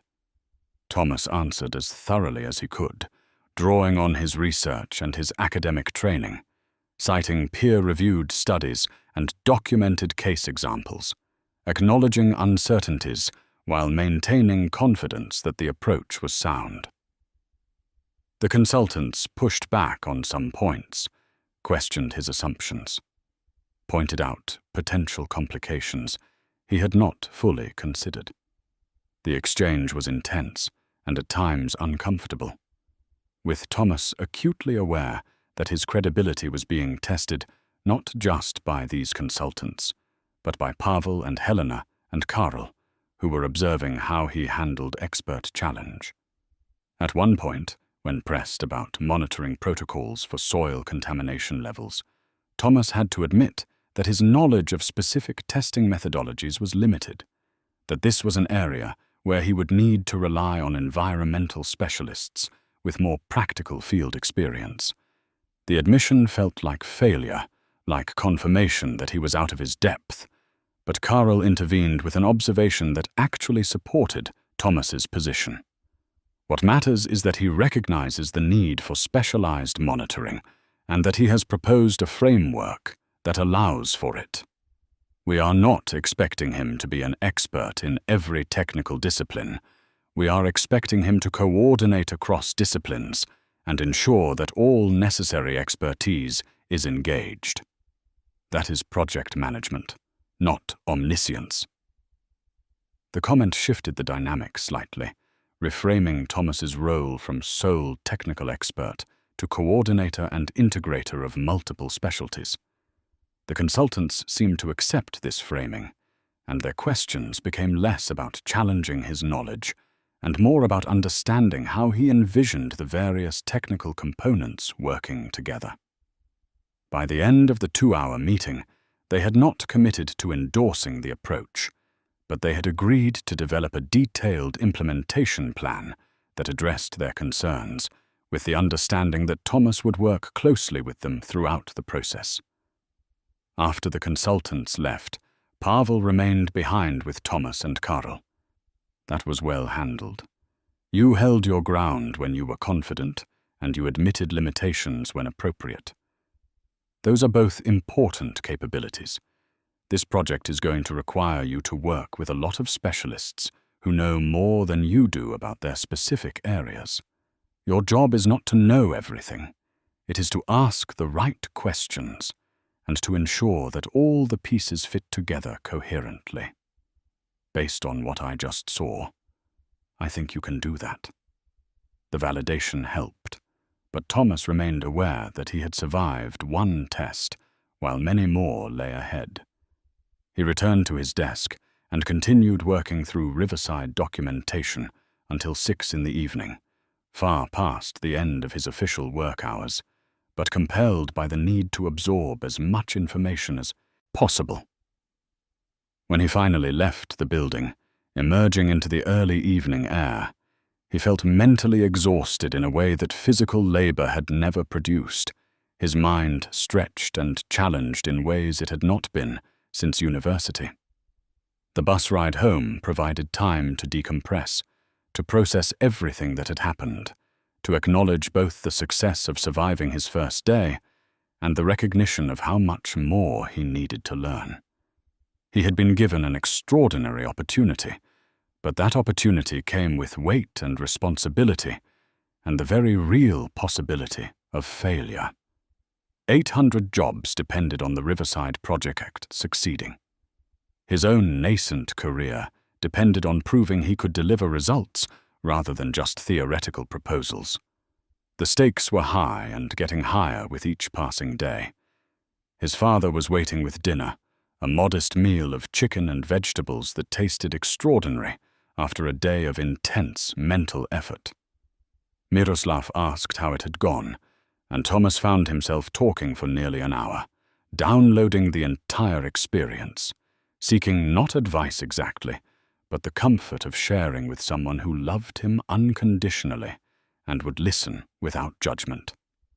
The old man asked good questions, showed genuine interest in the technical challenges, and when Thomas finally wound down, offered simple wisdom. You survived day 1 and you learned things. That is what matters. Tomorrow you will survive day 2 and learn more things. Eventually, survival becomes success if you just keep showing up and doing your best. It was exactly what Thomas needed to hear, a reminder that transformation did not happen in single dramatic moments, but through accumulation of daily efforts, through persistence and gradual improvement. He slept better that night than he had in weeks, exhausted but satisfied, anxious about tomorrow, but also cautiously optimistic that maybe, just maybe, he could actually do this. The following weeks established a rhythm that was both exhilarating and exhausting.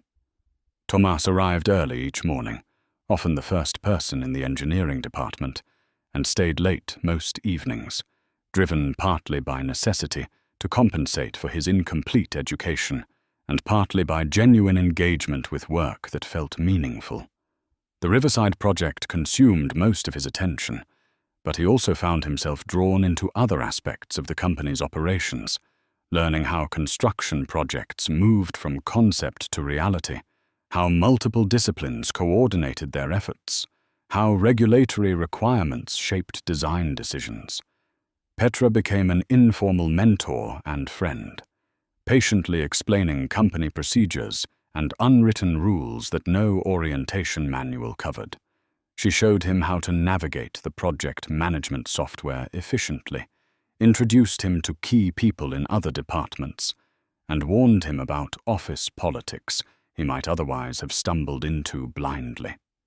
Her guidance was invaluable, saving him from minor mistakes that could have undermined his credibility during these crucial early weeks when people were still forming opinions about whether his hiring had been justified.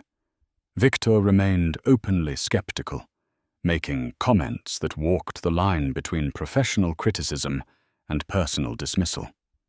During team meetings, he would question Thomas's suggestions with a tone that implied they were naive or impractical, would point out complications or obstacles that Thomas had supposedly overlooked, would reference his own years of experience as implicit evidence that newcomers should defer to veterans.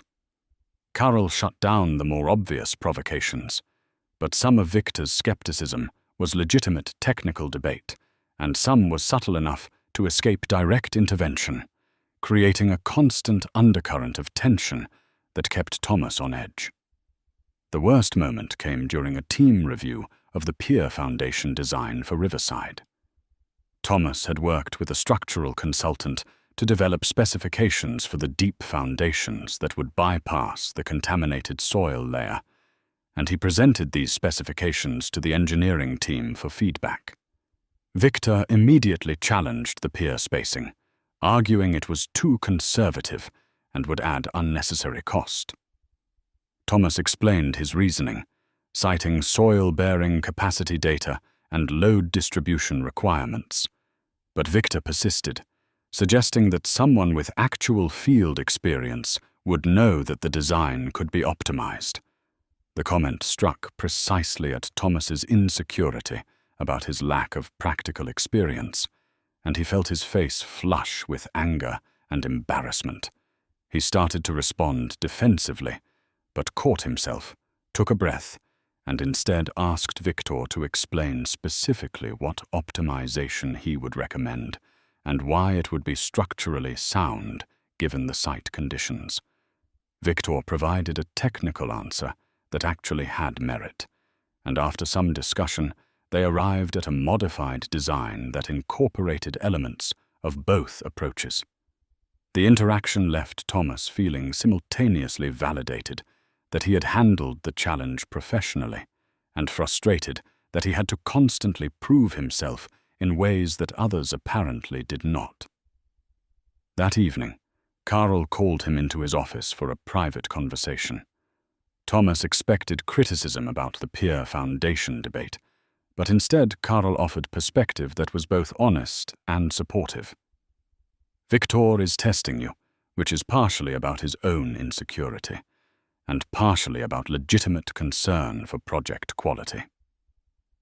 He worked very hard to reach his position without a university degree, coming up through field experience and technical certification, and your rapid entry into professional engineering probably feels like a dismissal of the value of that path. It does not excuse his behavior, but understanding it might help you navigate the relationship. Carroll leaned back in his chair, his expression thoughtful. Here is what I have observed in my years managing people. Technical competence is necessary, but not sufficient for success.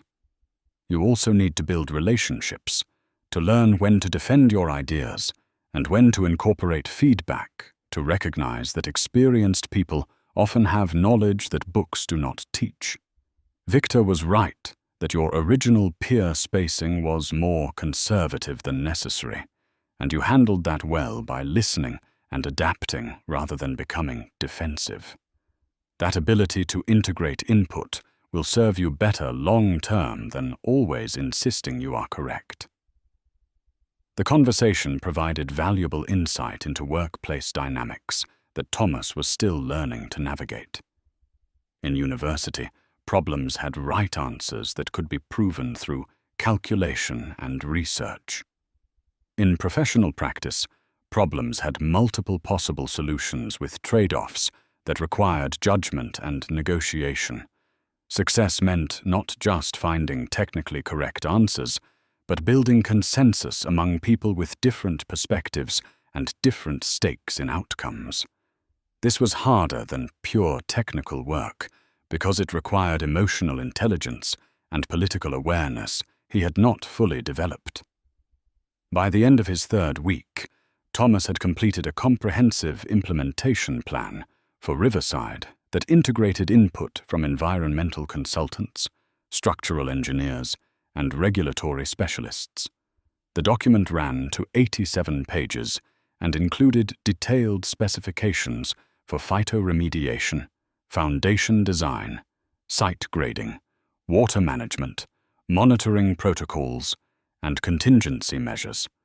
It represented hundreds of hours of work, much of it performed during evenings and weekends when the office was quiet and he could concentrate without interruption. Pavel scheduled a presentation for city environmental officials and the State Environmental Protection Agency, the critical meeting that would determine whether the alternative approach would receive regulatory approval.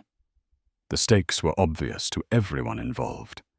If the agencies rejected the proposal, Kovar and Sons would have to either absorb the massive cost of conventional remediation or abandon the Riverside project entirely, writing off substantial investment and likely facing financial crisis that would threaten the entire company's viability. Thomas prepared for this presentation with even more intensity than he had brought to his initial pitch to Pavel and the leadership team. He rehearsed his remarks repeatedly, anticipated every possible question, prepared supplementary materials that addressed likely concerns, and consulted with the environmental consultants to ensure his technical explanations would satisfy agency requirements.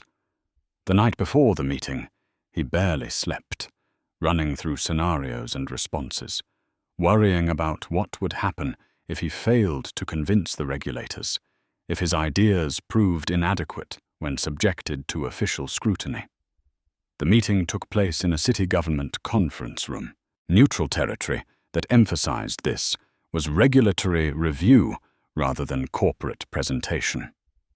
5 officials attended, 3 from the City Environmental Department and 2 from the state agency, all of them experienced professionals who had reviewed countless remediation plans and could spot flaws or inadequacies immediately. Pavel and Helena accompanied Thomas, along with Karel and the lead environmental consultant, presenting a united team, but making clear that Thomas was the primary technical presenter. He began with a direct acknowledgement of the unconventional nature of the proposal. We understand that phytoremediation combined with engineering controls is not the typical approach for commercial development on contaminated property.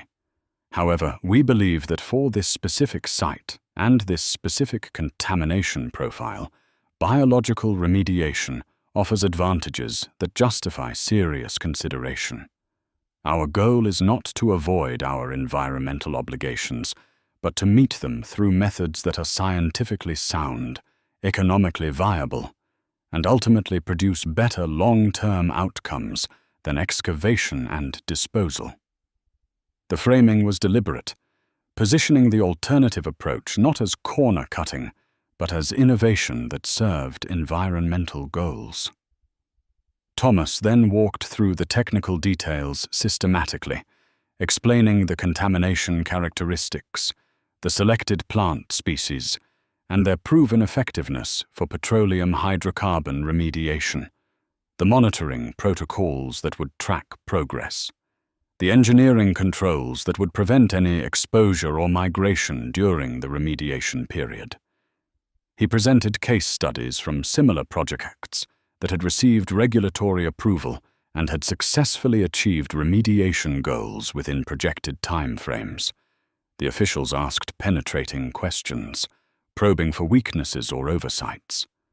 How would the company ensure that construction activities did not spread contamination? What happened if the biological remediation did not achieve expected reduction within the projected 5-year timeline? How would ongoing monitoring be funded, and who would be responsible if the company went out of business or sold the property? What protections existed for groundwater that might be affected if contamination migrated beyond the treatment area? Thomas had anticipated most of these questions and provided detailed answers, but some required him to think quickly and adapt his responses to address concerns he had not fully considered. The question about long-term responsibility, if the company failed, was particularly challenging because it raised issues beyond his technical expertise, requiring Helena to step in with information about financial assurance mechanisms and regulatory bonding requirements. The exchange reminded him again that complex projects involved more than technical solutions. They required legal, financial, and administrative frameworks that he was still learning to navigate. The meeting lasted nearly 3 hours, and by the end, Thomas felt mentally drained but cautiously optimistic. The officials had not committed to approval, but neither had they dismissed the proposal outright. The lead city environmental officer concluded with a statement that the approach appeared potentially viable, but would require detailed review by agency technical staff and legal counsel before any formal decision could be made. She estimated this review would take 4 to 6 weeks, and she requested that Kovar and Sons provide additional information on several specific technical points that had been raised during the discussion. As they left the building, Pavel placed a hand on Thomas's shoulder in a gesture of approval and gratitude. That was excellent work. You answered their questions honestly and thoroughly. You admitted when you did not know something rather than bluffing, and you demonstrated genuine expertise that gave them confidence we are taking this seriously. Now we wait, which I know is difficult, but you have done everything possible to put us in the best position for approval. The waiting period that followed was indeed difficult. Thomas continued working on other aspects of the project, refining designs, coordinating with contractors who would implement the work if approval was granted, preparing contingency plans in case modifications were required. But the uncertainty created background stress that affected everything, made it hard to fully engage with other tasks, kept him waking in the night with anxiety about outcomes beyond his control. During this period, he received an unexpected email from the university registrar's office. Helena had apparently contacted them about his incomplete degree, and they had reviewed his transcript and his current employment situation. The email informed him that he qualified for a special program that allowed students who had withdrawn for financial reasons to complete their final requirements through a combination of work-based learning and directed independent study. If he could document that his current employment provided hands-on experience equivalent to the remaining course requirements, and if he could complete 2 online courses and a capstone project, he could graduate with his engineering degree. The news was almost too good to process. Thomas read the email 3 times, certain he must be misunderstanding something. But the message was clear, and the requirements seemed achievable. Helena had not mentioned she was pursuing this on his behalf, and when he thanked her, she simply shrugged and said that having a degreed engineer on staff would benefit the company as well as him, that it was a practical business decision rather than charity. But her attempt to downplay the significance could not diminish what the gesture meant to Thomas, that someone in a position of power had taken time to advocate for his advancement, had seen his potential and worked to create opportunities for its realization. He called Eva that evening to share the news, and his sister's reaction was a mixture of joy and vindication. "I always knew you would finish your degree eventually. You are too smart and too determined to let circumstances permanently derail your education. When you graduate, I want to be there for the ceremony, and I want Dad to be there too, because you have earned this, and we have all sacrificed for it, and we should celebrate it together." Her words brought tears that Thomas had been holding back for weeks, the accumulated stress and fear and hope finally breaking through his careful emotional control. He had become so focused on immediate survival, on proving himself day by day, that he had not fully processed the magnitude of how much his life had changed in just a few weeks. He had gone from cleaning offices to coordinating complex engineering projects, from poverty wages to professional salary, from no prospect of completing his education to a clear path toward graduation. The transformation was dizzying, and some part of him still expected to wake up and find it had all been an elaborate dream, that he was still pushing a mop through empty hallways while life continued without him. But it was real as the desk in the engineering department with his nameplate, as real as the health insurance card that had allowed his father to finally see a doctor about the persistent cough he had been ignoring, as real as the university email outlining his path to degree completion. Reality had shifted, possibilities had opened, and Thomas was beginning to believe that maybe he could actually build the life he had once imagined, but had thought was lost forever. The future remained uncertain. The regulatory decision could still go against them. The Riverside project could still fail. His employment could still prove temporary. But for the first time in 5 years, he had genuine hope that tomorrow might be better than today, and that was a gift more valuable than any salary increase. The call came on a Thursday afternoon in late April, 6 weeks after the regulatory presentation. Thomas was reviewing contractor bids for site preparation work when his desk phone rang, the display showing an external number he did not recognize. The voice on the other end identified herself as Diana Novotna from the State Environmental Protection Agency, and she asked if he had time for a conversation about the Riverside project. His heart immediately began racing, knowing that this call would determine whether months of work had been worthwhile or wasted. Ms. Novotna's tone was professional, but not unfriendly, as she explained that the agency had completed its technical review of the phytoremediation proposal. The review had been thorough, involving consultation with their own environmental engineers and with academic specialists in biological remediation.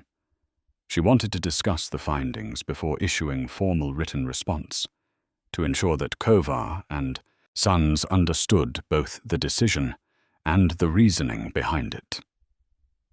Thomas gripped the phone tightly and asked her to proceed, bracing himself for either validation or devastation.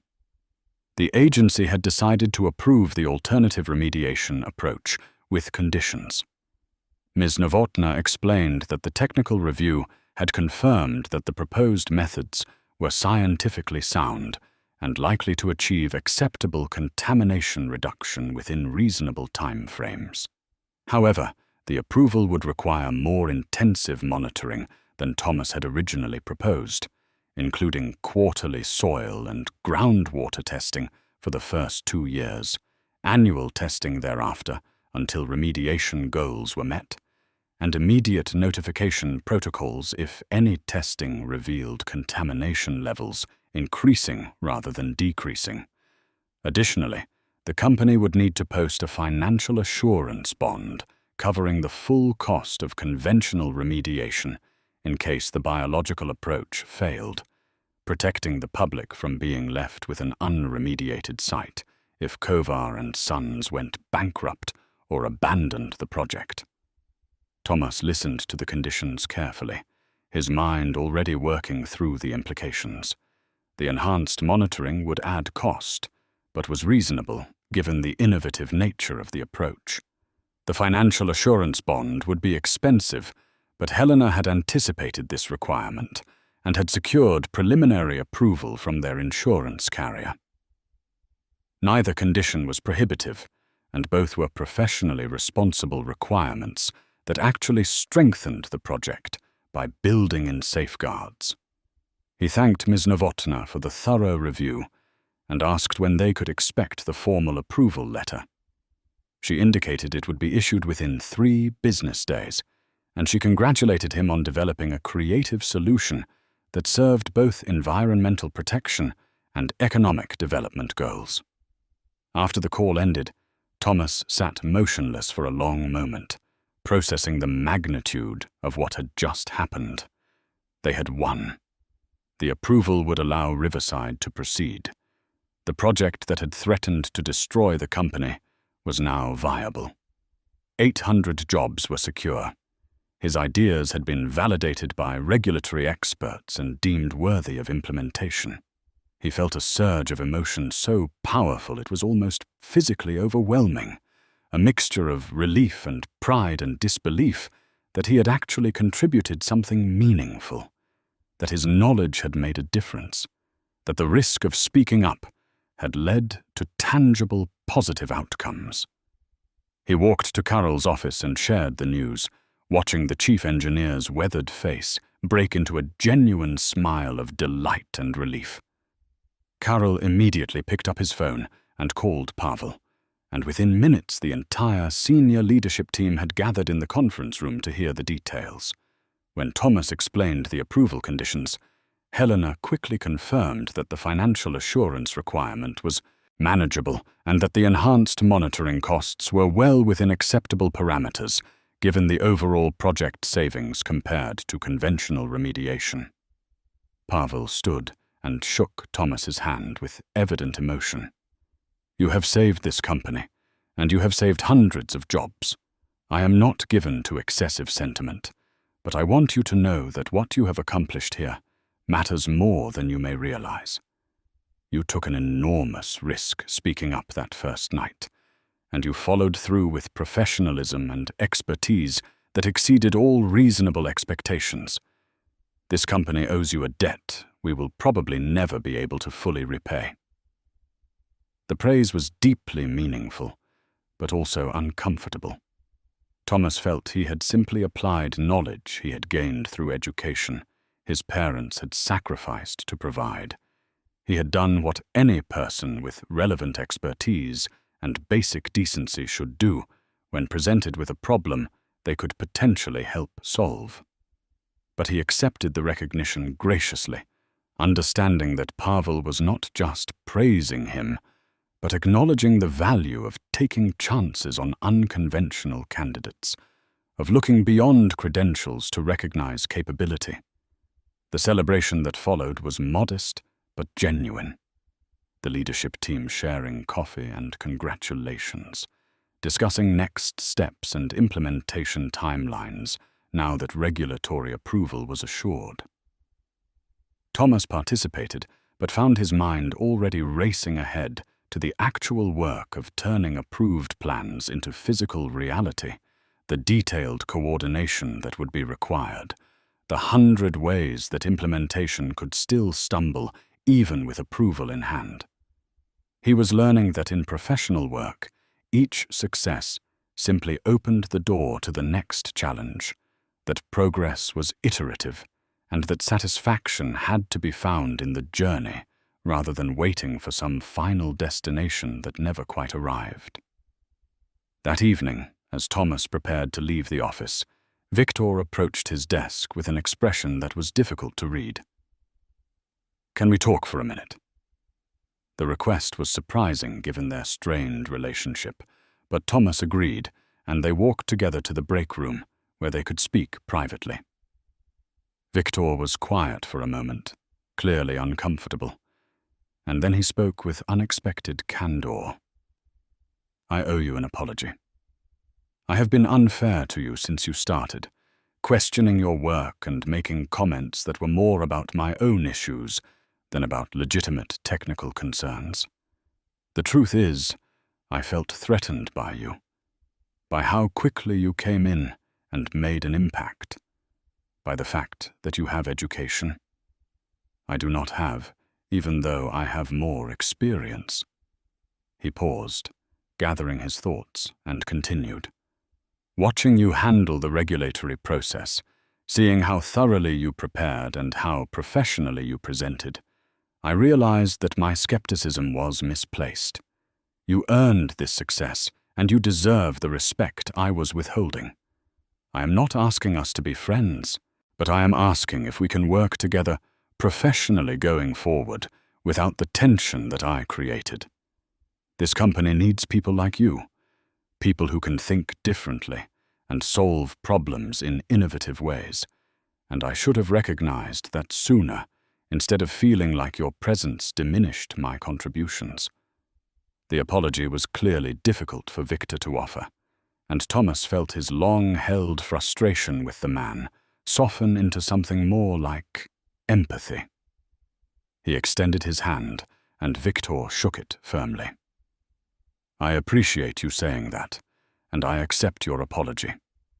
I also want you to know that your experience has value that I do not have, that I have learned from your feedback even when it felt critical, and that I would welcome working with you collaboratively. We both bring different strengths, and the projects are better when we combine them, rather than compete." The brief conversation did not erase all the friction that had accumulated, but it opened a path toward better working relationship. And Thomas left the building that evening, feeling that something important had shifted, that he was gradually being accepted as a genuine member of the team, rather than an outsider whose presence was grudgingly tolerated. His father was waiting with a special dinner, having somehow learned about the regulatory approval through the mysterious communication networks that existed among working people in the city. Miroslav had prepared his mother's recipe for roasted chicken with herbs, a meal they had eaten on special occasions when Thomas was growing up, and the familiar flavors brought memories, flooding back of family dinners when everyone had been together, when his mother's laughter had filled their small apartment, when the future had seemed uncomplicated and full of possibility. They ate slowly, savoring both the food and the moment, and afterward, Miroslav brought out a bottle of wine he had been saving for years, waiting for an occasion worthy of celebration. They toasted to success and to the future, and then the old man grew serious. "I have something to tell you that I probably should have mentioned sooner, but I was waiting to see how things developed with your new position. The school where I work has offered me early retirement with a small pension. It is not much, but combined with the government retirement benefit, it would be enough for me to live modestly. I have been thinking about accepting it, about finally resting after all these years. But I did not want to put additional pressure on you while your employment was still uncertain." Thomas felt a complex rush of emotions. Relief that his father could finally stop working, that the back-breaking labor could end while Miroslav still had some years of health remaining to enjoy rest. Guilt that it had taken this long, that his father had worked into his 60s, supporting a family when he should have been able to retire earlier. Gratitude that circumstances had finally shifted enough to make this possible. Pride that he could now contribute enough income to help support his father, rather than the other way around. They talked late into the night about practical arrangements, about what retirement would look like, about small dreams that Miroslav had set aside for decades, but might now pursue. The old man wanted to volunteer at the community center, teaching children to read, wanted to tend a garden in the small plot behind their building, wanted time to simply sit and watch the world without the pressure of obligations and schedules. These were modest aspirations, the kind that wealthy people might dismiss as insignificant. But to someone who had worked physically demanding jobs for 40 years, they represented profound freedom. As Thomas finally prepared for bed, well past midnight, he reflected on how much had changed in just 2 months. He had gone from invisible service worker to respected professional, from financial desperation to modest security, from abandoned dreams to renewed possibilities. His father could retire. His sister would complete medical school. He would finish his degree. The Riverside project would proceed, and hundreds of families would keep their livelihoods. These were real, tangible improvements in the world, not abstract or theoretical, but concrete changes that affected actual people's lives. But beneath the satisfaction ran a current of something else, a nagging sense that things had gone almost too smoothly, that success of this magnitude usually came with complications or costs that were not immediately apparent. Thomas tried to dismiss this as residual anxiety from years of expecting disappointment, but the feeling persisted as he drifted toward sleep. A small voice suggesting that challenges remained ahead, even if he could not yet see their shape or origin. The following Monday brought the formal approval letter from the Environmental Agency, a thick document outlining the specific conditions and requirements that would govern the Riverside remediation. Thomas spent the morning reviewing it carefully, comparing the official language to his notes from the phone conversation with Miss Novotna, ensuring he understood every nuance and obligation. The document was thorough and professional, exactly what he had expected, and he forwarded it to the entire project team with a summary of key points and action items. At 11 o'clock, Helena called asking him to come to her office immediately, and something in her tone triggered alarm. When he arrived, he found Pavel already there, both of them looking grim in a way that was jarringly inconsistent with the previous week's celebration.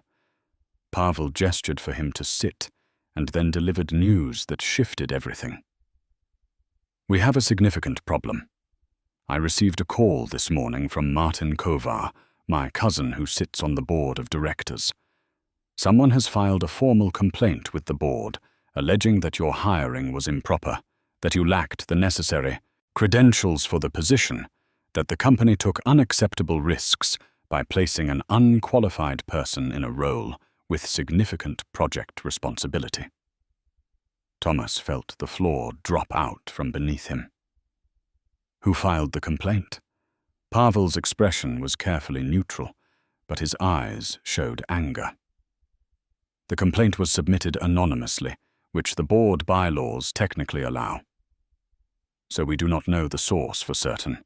However, the document demonstrates detailed knowledge of your background and employment history, including information that would only be available to someone within the company. This is clearly internal. Someone who either resents your success or who has other motives for wanting to undermine your position. Helena added her own analysis, her voice tight with controlled frustration. The timing is not coincidental. This complaint was filed the same day the regulatory approval was announced internally. Someone waited until your approach succeeded and then attacked your credentials, possibly hoping to claim credit for the project, or possibly simply trying to damage you out of spite. The board is required to investigate any formal complaint about hiring practices, so there will be a review process that examines whether proper procedures were followed when you were hired. Thomas struggled to process the implications. Can they terminate my employment? Pavel shook his head. Not easily. You were hired through proper channels with appropriate authorization, and your contract does not require a completed degree, only relevant education and capability to perform the work.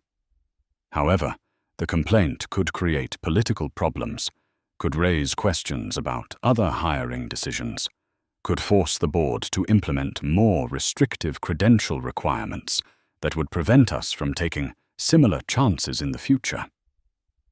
More immediately, it puts you in a difficult position where your qualifications will be publicly questioned just as you were beginning to gain acceptance. The conversation continued for another 30 minutes, discussing potential responses and legal considerations, but Thomas heard it through a fog of shock and anger. Someone in the company, someone who knew his history and had watched his success, had deliberately tried to sabotage him just as he was finally finding solid footing. The betrayal felt personal and cruel, a reminder that not everyone appreciated unconventional paths to success, that some people would always prioritize credentialism and hierarchy over demonstrated capability and results. The formal board investigation began 3 days later, conducted by a committee of 3 board members who had been selected for their supposed impartiality. Thomas was informed that he would need to appear before them to answer questions about his qualifications, his hiring process, and his work on the Riverside project. The notice arrived via official company letterhead, coldly formal in its language, treating him as a subject of investigation rather than a valued employee who had contributed meaningfully to the company's success. The days leading up to the hearing were among the most difficult of Thomas's life. The uncertainty was corrosive, eating away at the confidence he had been building, reviving all his deepest insecurities about whether he truly belonged in professional spaces, whether his contributions had real value, or whether he had simply been lucky. He found it hard to concentrate on work, his mind constantly circling back to the upcoming investigation, imagining worst-case scenarios where he would be publicly humiliated and dismissed, where his brief professional career would end in failure and disgrace. His father tried to provide support and perspective, reminding him that truth was on his side, that he had been hired legitimately and had performed excellently, that any fair examination would vindicate him. But Miroslav's reassurances could not fully penetrate the anxiety, because the old man did not understand the politics of corporate environments, did not grasp how easily truth could be distorted by people with agendas, how reputation and perception sometimes mattered more than demonstrated competence. Petra proved to be a more practical source of support.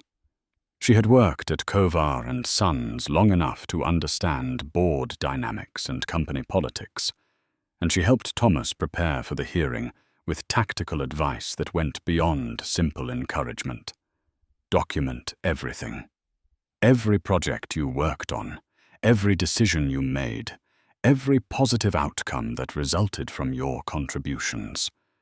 The board members will have read the complaint, which means they are starting from a position of skepticism. You need to present overwhelming evidence that your hiring was not just defensible, but beneficial to the company. Together, they compiled a comprehensive portfolio of Thomas's work over the past 2 months. The regulatory approval letter, with its acknowledgement of the innovative remediation approach. Emails from environmental consultants praising the thoroughness of his technical analysis. Cost savings projections showing the Riverside project would now proceed with $200,000 less expenditure than conventional remediation would have required. Progress reports documenting his contributions to 3 other company projects beyond Riverside.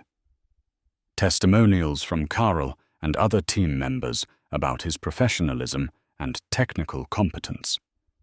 The documentation was extensive and impressive, but Thomas knew that formal credentials still mattered in professional contexts, that his incomplete degree would be a vulnerability that the anonymous complainant had deliberately targeted. He spent an evening reviewing the university's offer regarding degree completion, confirming the requirements and timeline, preparing to present this as evidence that his educational deficiency was temporary and being actively addressed. Helena provided another crucial piece of support by having the company's legal counsel review the original hiring decision and the contract Thomas had signed. The lawyer confirmed in writing that all procedures had been properly followed, that the contract clearly stated educational requirements as relevant coursework rather than completed degree, that Thomas had been hired as a contract employee rather than permanent staff, specifically to allow evaluation of his capabilities before making long-term commitments. The legal opinion concluded that the hiring decision was well within management's authority and discretion, and that absent evidence of fraud or misrepresentation, the board had no grounds to override it. Pavel met with Thomas privately 2 days before the hearing, and his demeanor was serious but supportive. "I want you to understand what is really happening here. This complaint is not actually about you, or at least not primarily about you. There are people on the board who have been unhappy with some of my strategic decisions, who think the company should be more conservative in its operations and hiring practices. They are using your situation as a proxy to challenge my leadership and to push for policies that would limit management flexibility. You are caught in a larger political battle that has nothing to do with your qualifications or performance." The explanation provided context, but did not entirely comfort. Being a proxy in someone else's power struggle still meant his career and reputation were at stake, still meant he would face questioning and judgment, still meant his future was uncertain. Pavel seemed to understand this because he continued with more specific guidance. During the hearing, be honest and direct. Do not apologize for your background or try to minimize your accomplishments. Present the facts clearly and let them speak for themselves. If board members ask hostile questions, answer professionally without becoming defensive.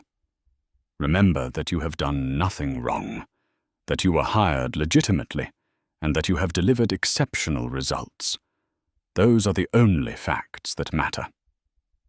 The hearing was scheduled for Thursday afternoon in the main boardroom on the 32nd floor, a space Thomas had cleaned many times during his nights as service staff, but had never entered during business hours.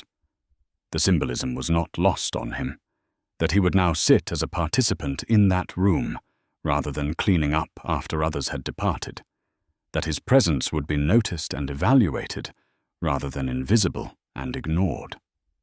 Whether this represented progress or simply a more visible form of precarity remained to be determined. On the morning of the hearing, Thomas woke early and spent an hour reviewing his prepared materials and mentally rehearsing his responses to likely questions. His father made breakfast and sat with him in companionable silence, the old man's presence a steadying force even without words. As Thomas prepared to leave for work, Miroslav embraced him tightly and spoke with fierce conviction. "You are my son, and I am proud of you regardless of what happens today.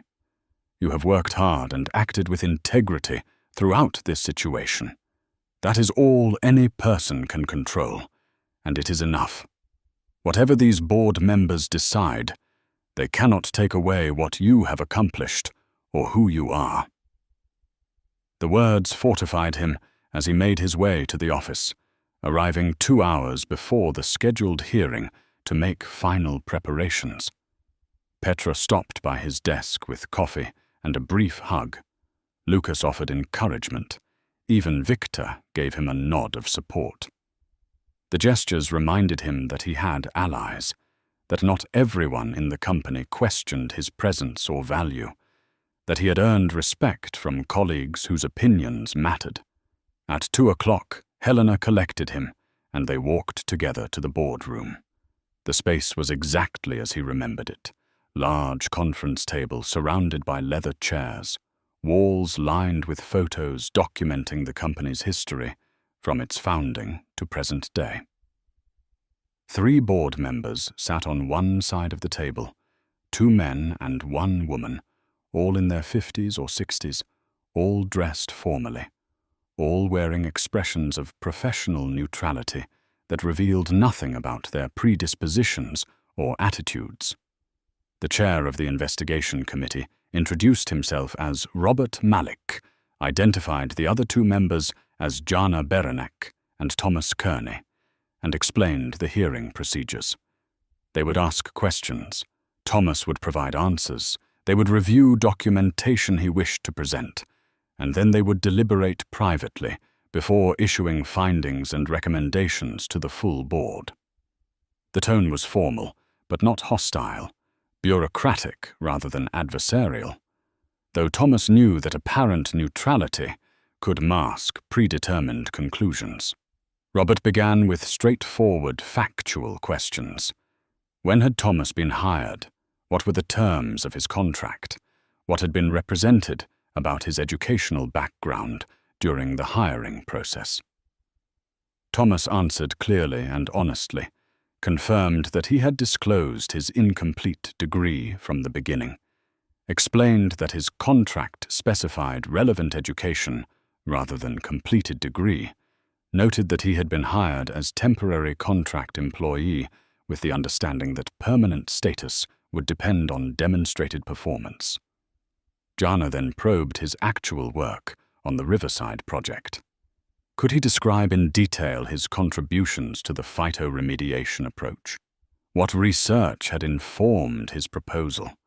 How had he worked with consultants and specialists to develop implementation plans?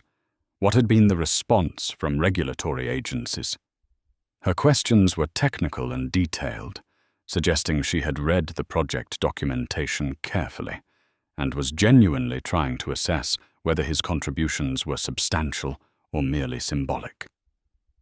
Thomas walked through his work systematically, presenting the documentation he and Petra had compiled, explaining his research process, describing the regulatory presentation and subsequent approval. He acknowledged areas where he had needed to rely on specialists with more expertise, demonstrated understanding of the project's technical complexity, and presented evidence of positive outcomes that had resulted from his involvement. Jana listened intently and took detailed notes, her expression gradually shifting from neutral to what might have been impressed or at least thoughtful. Thomas Kearney took a different approach. His questions focused on procedural and policy issues rather than technical competence. Did Thomas understand why the complaint had been filed? Did he think the company's hiring practices should allow for exceptions to normal credential requirements?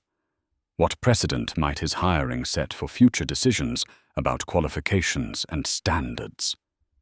The questions felt like traps, designed to elicit answers that could be used to justify restricting management discretion or implementing more rigid policies. Thomas thought carefully before responding, aware that his answers had implications beyond his own situation. I cannot speak to why the complaint was filed because it was submitted anonymously, and I do not know who authored it. Regarding hiring practices, I believe that rigid credential requirements sometimes exclude capable people who would make valuable contributions. My own path has been unconventional due to family circumstances beyond my control, but my education was real and my capabilities are demonstrated by results. If the company had required a completed degree with no exceptions, you would have lost the savings and solutions that the Riverside project represents. That seems like a poor outcome in service of bureaucratic consistency. His answer was more pointed than he had intended, but it reflected his genuine conviction that credentials should not be valued more highly than capability and results. Thomas Kearney's expression tightened slightly, suggesting the response had not been what he wanted to hear, but Robert intervened before further questions could be asked in that direction. Let us review the documentation Mr. Novak has provided, and then we will take a brief recess before final questions.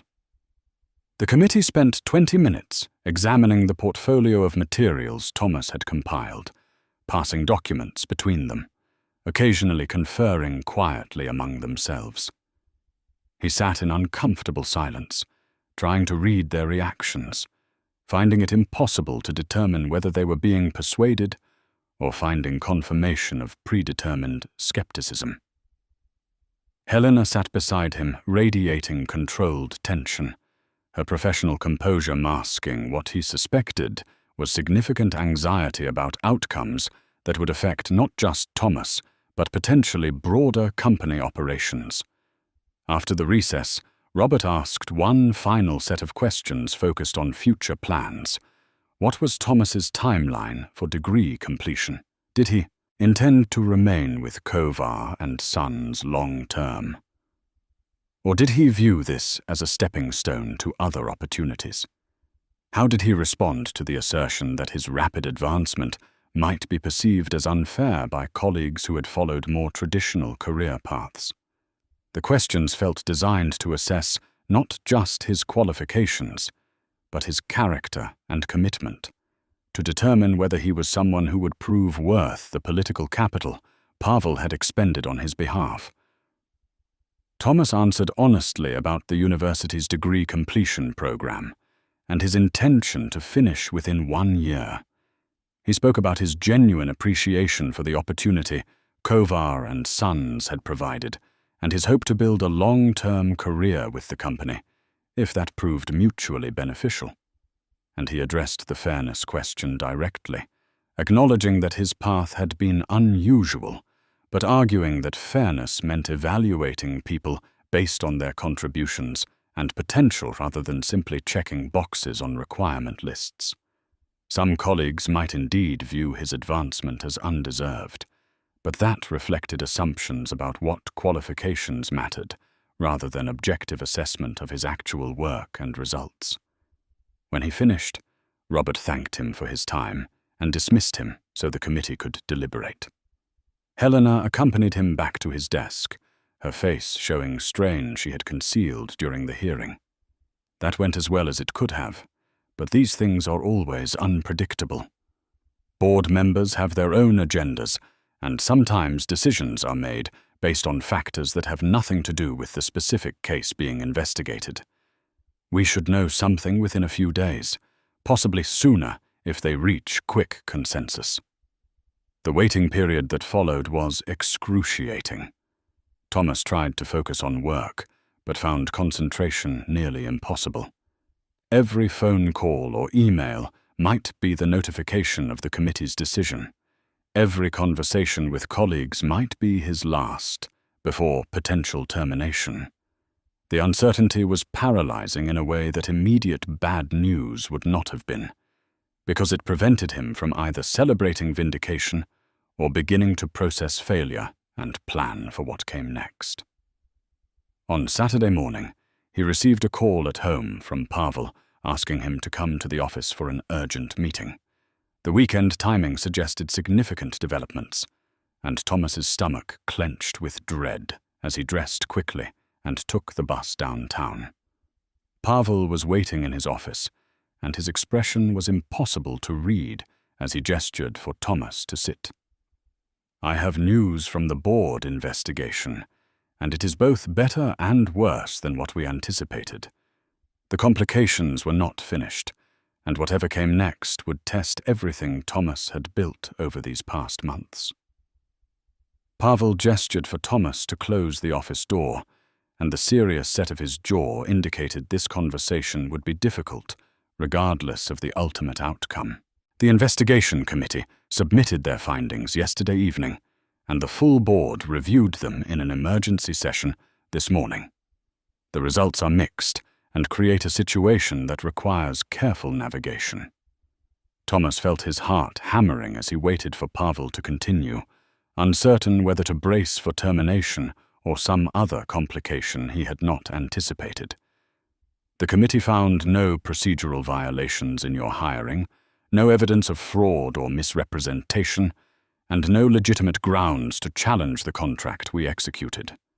They acknowledged that your work on Riverside has been exemplary, and that the company has benefited substantially from your contributions. However, they also determined that the anonymous complaint raises valid concerns about precedent and policy consistency. Their recommendation is that your employment should continue, but that going forward, all professional engineering positions must require completed degrees from accredited programs, no exceptions, and that you should be transitioned to a technical specialist role rather than an engineering title until you complete your degree requirements. The words landed like physical blows. Thomas struggled to process the implications, to separate the relief of continued employment from the sting of being demoted in all but name. Pavel watched his reaction carefully before continuing. I know this feels like a mixed verdict at best, and I want to be clear about something important. I argued strenuously against the title change requirement. I believe it is bureaucratic nonsense that values credentials over capability, and I told the board exactly that. But I was overruled by members who are more concerned with policy consistency than with practical outcomes. The vote was 5-4, which tells you there was significant support for leaving your title unchanged, but the majority prevailed. He paused, his expression troubled, and then added more context. Here is what I suspect, but cannot prove. The anonymous complaint almost certainly came from someone with board connections, someone who wanted to force this exact outcome.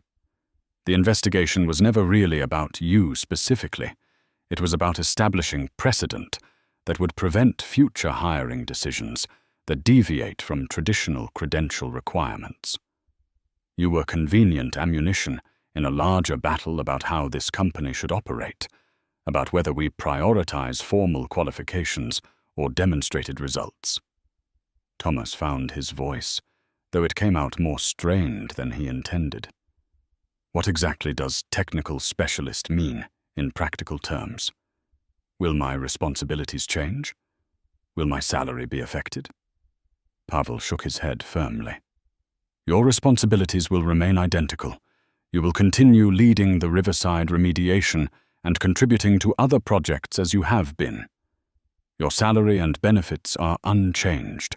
The only difference is your job title and the fact that you will not be listed in company materials as an engineer until you complete your degree.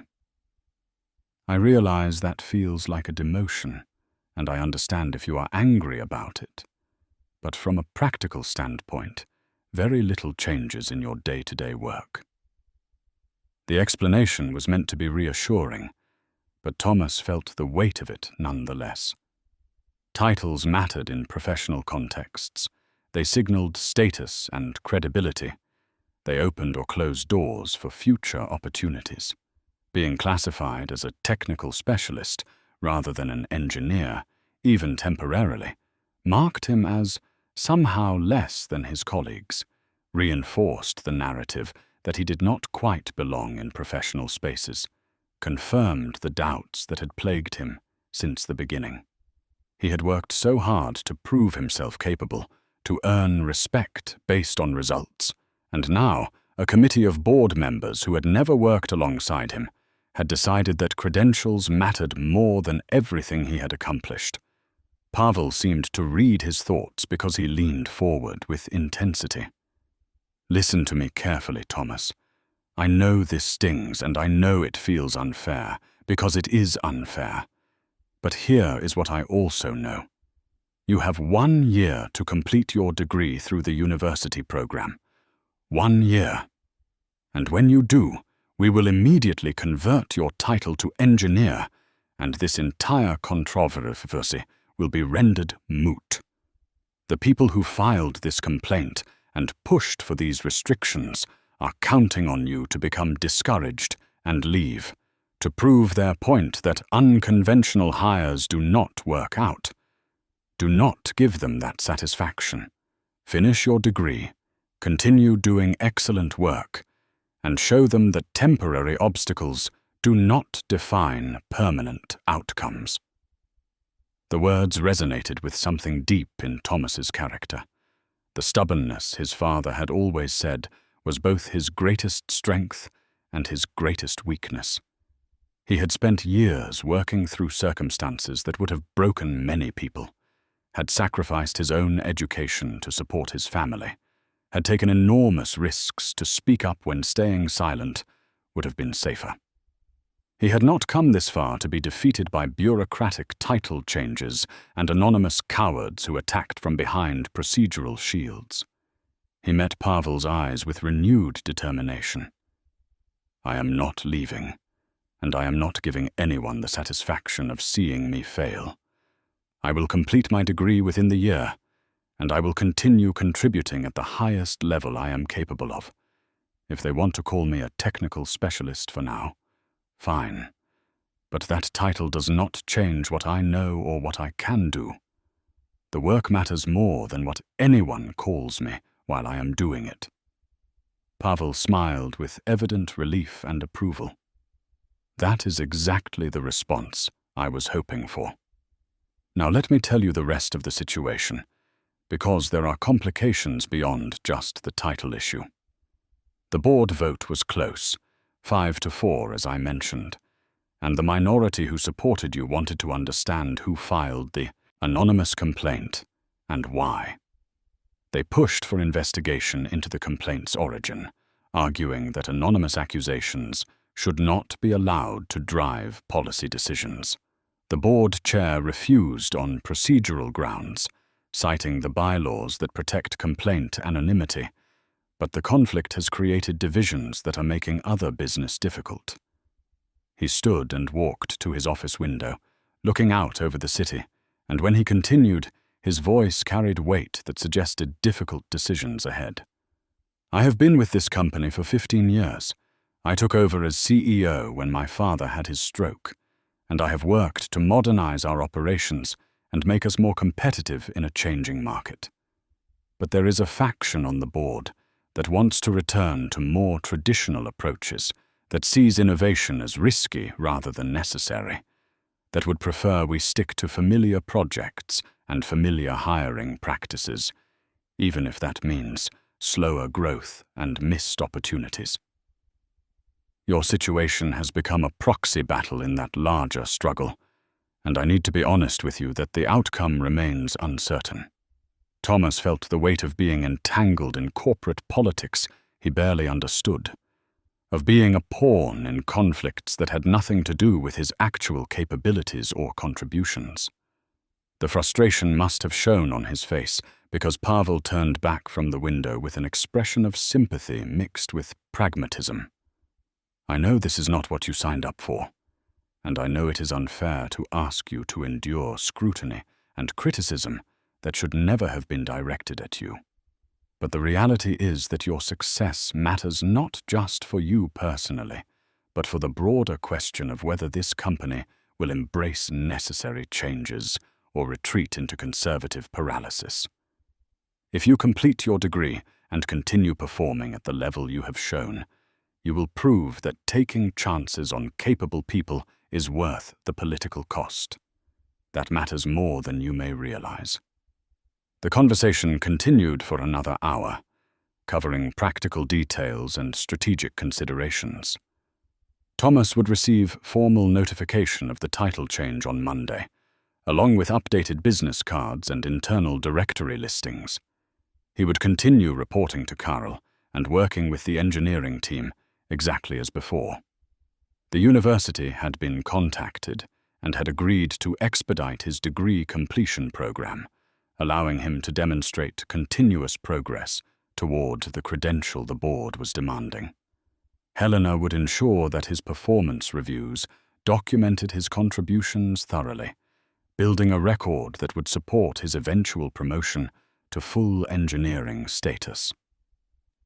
When Thomas finally left Pavel's office, his emotions were tangled and complex. Relief that his employment would continue, that his income and benefits were secure, that the investigation had not resulted in termination, anger that his qualifications had been publicly questioned, that credentials had been valued over results, that anonymous accusations had been taken seriously despite their cowardly origins. Determination to complete his degree and remove any remaining doubt about his legitimacy in professional spaces, and beneath everything else, a deep weariness from months of proving himself over and over, of fighting battles that should never have been necessary, of carrying weight that others did not have to bear, simply because his path had been unconventional. He went home and told his father everything, and Miroslav listened with the patient attention he had always brought to his children's struggles. When Thomas finished, the old man was quiet for a long moment, and then he spoke with the wisdom of someone who had spent decades navigating systems designed to keep people like them in subordinate positions. They are testing you, son, to see if you will break or bend. They want to know if you have the strength to endure not just hard work, but unfair treatment, because that is what the world often demands from people who rise above their expected stations. The fact that they changed your title but kept your responsibilities tells me they know you are valuable, but they want to maintain the appearance of control and hierarchy. Do not let them see you wounded, and do not give them the satisfaction of your defeat. The perspective helped Thomas frame the situation more clearly. This was not really about his qualifications at all. It was about power and precedent, about whether people with unconventional backgrounds could succeed in spaces traditionally reserved for those with proper credentials and proper connections. His success or failure would send a message that extended far beyond his individual circumstances, would influence how future candidates were evaluated, would either open or close doors for others who might follow similar paths. On Monday morning, Thomas arrived at work early and found the updated business cards on his desk, identifying him as Tomas Novak, technical specialist rather than Thomas Novak, environmental engineer. He stared at them for a long moment, feeling the sting of the downgrade, and then he deliberately placed one in his wallet and put the rest in his desk drawer. The title was temporary, an administrative designation that had nothing to do with his actual knowledge or capabilities. He would wear it without shame because he had nothing to be ashamed of, and he would work toward the degree completion that would render it obsolete. The revelation came 3 weeks later, on an ordinary Tuesday afternoon, when Thomas was reviewing soil testing protocols with one of the environmental consultants. Petra appeared at his desk looking troubled, gestured for him to follow her to an empty conference room, and closed the door behind them with deliberate care. Her expression was serious enough that Thomas immediately knew something significant had happened, something that required privacy to discuss. "I need to tell you something that I probably should not know, and that you definitely cannot act on directly, but I think you deserve to understand what actually happened with the board complaint." Petra's voice was low and urgent, carrying the weight of information that came with risks attached. Thomas waited, his attention completely focused on whatever she was about to reveal. Her next words came carefully, as if she were weighing each one before speaking. "My friend Julia works in the executive administration office, handles scheduling and correspondence for board members. Last week, she was filing documents and came across a draft of the anonymous complaint, saved in a directory she was not supposed to access, but that her administrator credentials allowed her to see. The file metadata showed who created it and when." Thomas felt his pulse accelerate, knowing that identifying the complaint's author would answer questions that had plagued him for weeks, but also knowing that such information could be dangerous if mishandled. Petra continued, her discomfort evident, but her conviction clear that disclosure was necessary. "The complaint was drafted by Martin Kovar, Pavel's cousin, who sits on the board. He created it 6 days after the Riverside regulatory approval was announced, which means he waited deliberately until your approach had succeeded before attacking your credentials. Julia thinks he was trying to undermine Pavel by creating controversy around a high-profile hiring decision, using you as ammunition in a power struggle that has nothing to do with your actual qualifications. The information landed like a physical blow. Martin Kovar was family, shared the company name and legacy, had worked with Pavel for years on board governance. The betrayal was not just professional but personal, motivated by familial rivalry that had apparently been simmering beneath surface cordiality. Thomas struggled to process the implications, to understand why someone would deliberately sabotage a project's success and an employee's career advancement simply to score points against a relative. Petra's expression showed she understood his shock. Julia felt terrible about what happened to you and wanted someone to know the truth, but she cannot come forward officially because accessing that file directory was technically a violation of data security policies, and she would be fired for it.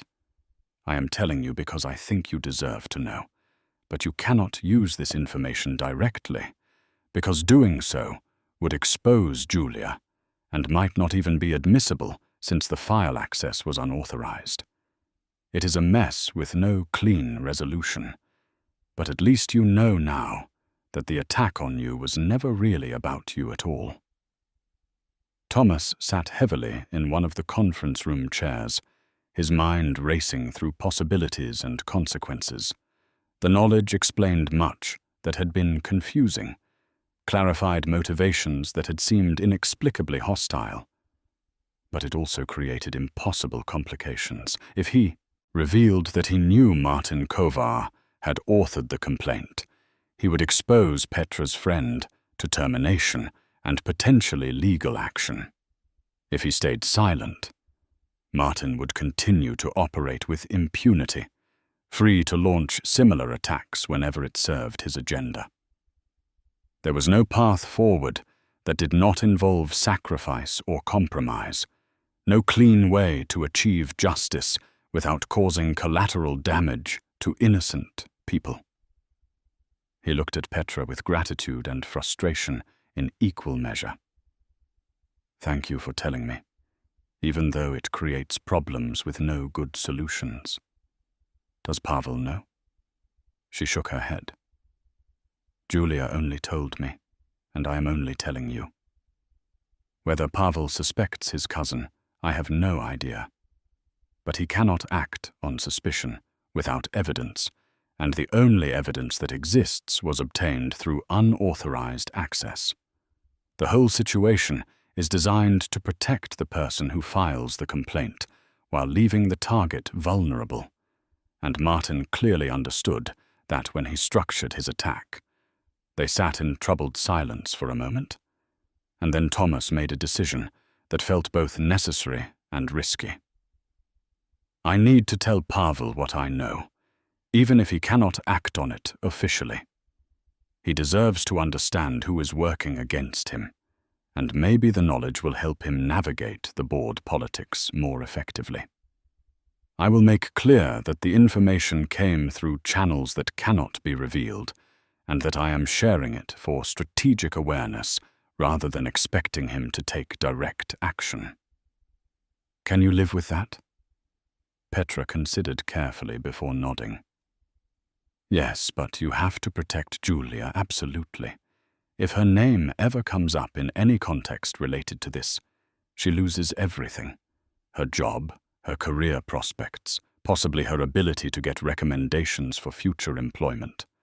I trust you to handle this carefully, but I need your word that you will guard the source completely. Thomas gave his word without hesitation, understanding the gravity of the trust Petra was extending by sharing information that could harm her friend if mishandled. That evening, Thomas requested a private meeting with Pavel, and they met after normal business hours in Pavel's office, with the door closed and instructions to his assistant that they were not to be disturbed. Pavel's expression showed concern mixed with curiosity as Thomas explained that he had obtained information about the complaint's origins, information that came from a source that absolutely could not be revealed and that could not be used as formal evidence, but that Pavel should know for strategic purposes. Pavel listened intently as Thomas explained what Petra had shared, and his face progressed through shock, anger, and finally a kind of weary resignation. Martin has been difficult for years, always positioning himself to take over as CEO if anything happens to me, always questioning my decisions in board meetings, always working to build alliances with other members who are uncomfortable with change. I suspected he might be behind the complaint because the timing and the detailed knowledge of your background suggested someone close to company operations, but I had no proof, and confronting him without evidence would only make things worse. He stood and walked to his window, a gesture that Thomas had come to recognize as Pavel's way of processing difficult information while maintaining composure. The question now is what to do with this knowledge. I cannot act on it officially without revealing how we learned the information, which would destroy your source and possibly expose the company to liability for unauthorized data access. But I can use it to understand his motivations and to be more strategic about board management. If I know he is actively working to undermine me, I can plan accordingly, can build stronger relationships with board members who might be persuadable, can document my decisions more thoroughly to protect against future attacks. Thomas felt relief that Pavel understood the constraints while appreciating the strategic value of the information.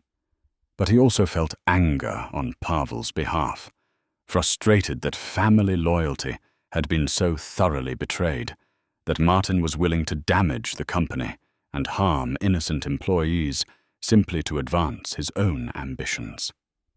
The situation revealed ugly truths about human nature, about how power and jealousy could corrupt relationships that should have been based on mutual support and shared purpose. Pavel turned back from the window with an expression that had hardened into determination. Here is what I am going to do. I cannot remove Martin from the board without cause, but I can make sure his influence is limited. I will work with the board members who supported you during the investigation to form a working coalition that can block his future attempts to impose restrictive policies. I will also make sure that your degree completion is expedited and fully supported so that within a year the entire credential issue becomes moot and his attack is rendered ineffective. And I will be much more careful about what information I share in family contexts, because clearly Martin cannot be trusted with strategic knowledge. The conversation shifted to practical planning, to identifying which board members might be allies and which were likely aligned with Martin's conservative faction. Pavel sketched out a political map of board dynamics, explaining relationships and past voting patterns, building a strategy for isolating Martin's influence while maintaining enough support to continue modernizing the company's operations.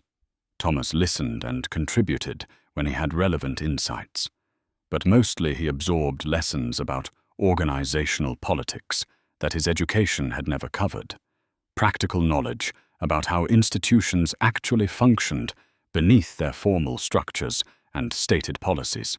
As the meeting concluded, Pavel offered one final thought that carried both warning and encouragement. Martin will not stop with this one attack. He will look for other opportunities to undermine decisions I make, to create controversy that damages my credibility, to position himself as the prudent alternative to my supposedly risky leadership. That means you will likely continue to face scrutiny and criticism, that your work will be examined more closely than others, that you will need to perform at exceptional levels simply to be considered adequate. I know that is unfair, and I know it is exhausting, but it is the reality of your situation. The question is whether you are willing to endure it, whether the opportunity we are offering is worth the additional burden it carries. Thomas did not need time to consider his answer. He had already endured years of struggle and sacrifice, had already proven his capacity to persist through circumstances that would defeat less determined people. Additional scrutiny and unfair standards were obstacles, but not insurmountable ones, challenges that could be met with preparation and excellence. I am willing to endure whatever is necessary to complete my degree and establish my career. Martin Kovar does not get to decide my future through anonymous attacks and political maneuvering. I will outlast his hostility through the simple expedient of being too good at my work for anyone to justifiably dismiss. Pavel smiled with approval and something like admiration. That is exactly the attitude that will carry you through this. Do excellent work, complete your degree, build relationships with colleagues who judge you fairly, and let time prove that hiring you was one of the best decisions this company has made. The people who supported you on the board will be watching your progress, and when you succeed, it will strengthen the argument for evaluating candidates based on capability rather than just credentials. You are fighting for more than just your own career, whether you intended to or not. The weight of that responsibility settled on Thomas's shoulders as he left Pavel's office and made his way home through the evening streets. He had never asked to be a symbol or a test case, had simply wanted to use his education to do meaningful work and support his family. But circumstances had thrust him into a larger narrative about merit versus credentialism, about whether institutions could adapt to recognize talent that emerged through unconventional paths. His success or failure would influence policies and decisions that affected people he would never meet, would either open or close doors for future candidates who might follow similar journeys. The recognition was humbling and daunting in equal measure, but it also clarified his purpose in ways that pure self-interest never could. He was not just working for a paycheck or career advancement. He was working to prove a principle, to demonstrate that worth could not be reduced to credentials and pedigree, that capability and determination deserved recognition regardless of the path that produced them. Martin Kovar had attacked him thinking that exposure of his incomplete degree would discredit both Thomas and Pavel's judgment in hiring him. Instead, the attack had only strengthened Thomas's resolve to succeed so thoroughly that no one could question whether the opportunity had been justified. He would complete his degree, he would excel in his work, and he would prove that taking chances on unconventional candidates was not risky charity, but sound business judgment that served everyone's interests. 1 year later, Thomas stood in the university auditorium wearing a graduation gown that his father had pressed with meticulous care the night before. The ceremony was smaller than the one he had missed 5 years earlier, a special graduation for students who had completed degrees through non-traditional pathways, but the significance was no less profound. Eva sat in the audience beside their father, both of them beaming with pride that needed no words to express. Petra had come as well, along with Karl and Helena, representing the company that had given him the chance to rebuild his interrupted education. The past 12 months had been among the most demanding of Thomas's life. He had worked full-time on the Riverside project and other company assignments while completing 2 intensive online courses and a capstone project that synthesized everything he had learned through both academic study and practical experience. The workload had been crushing at times, requiring sacrifice of sleep and social life, demanding focus and discipline that tested the limits of his endurance.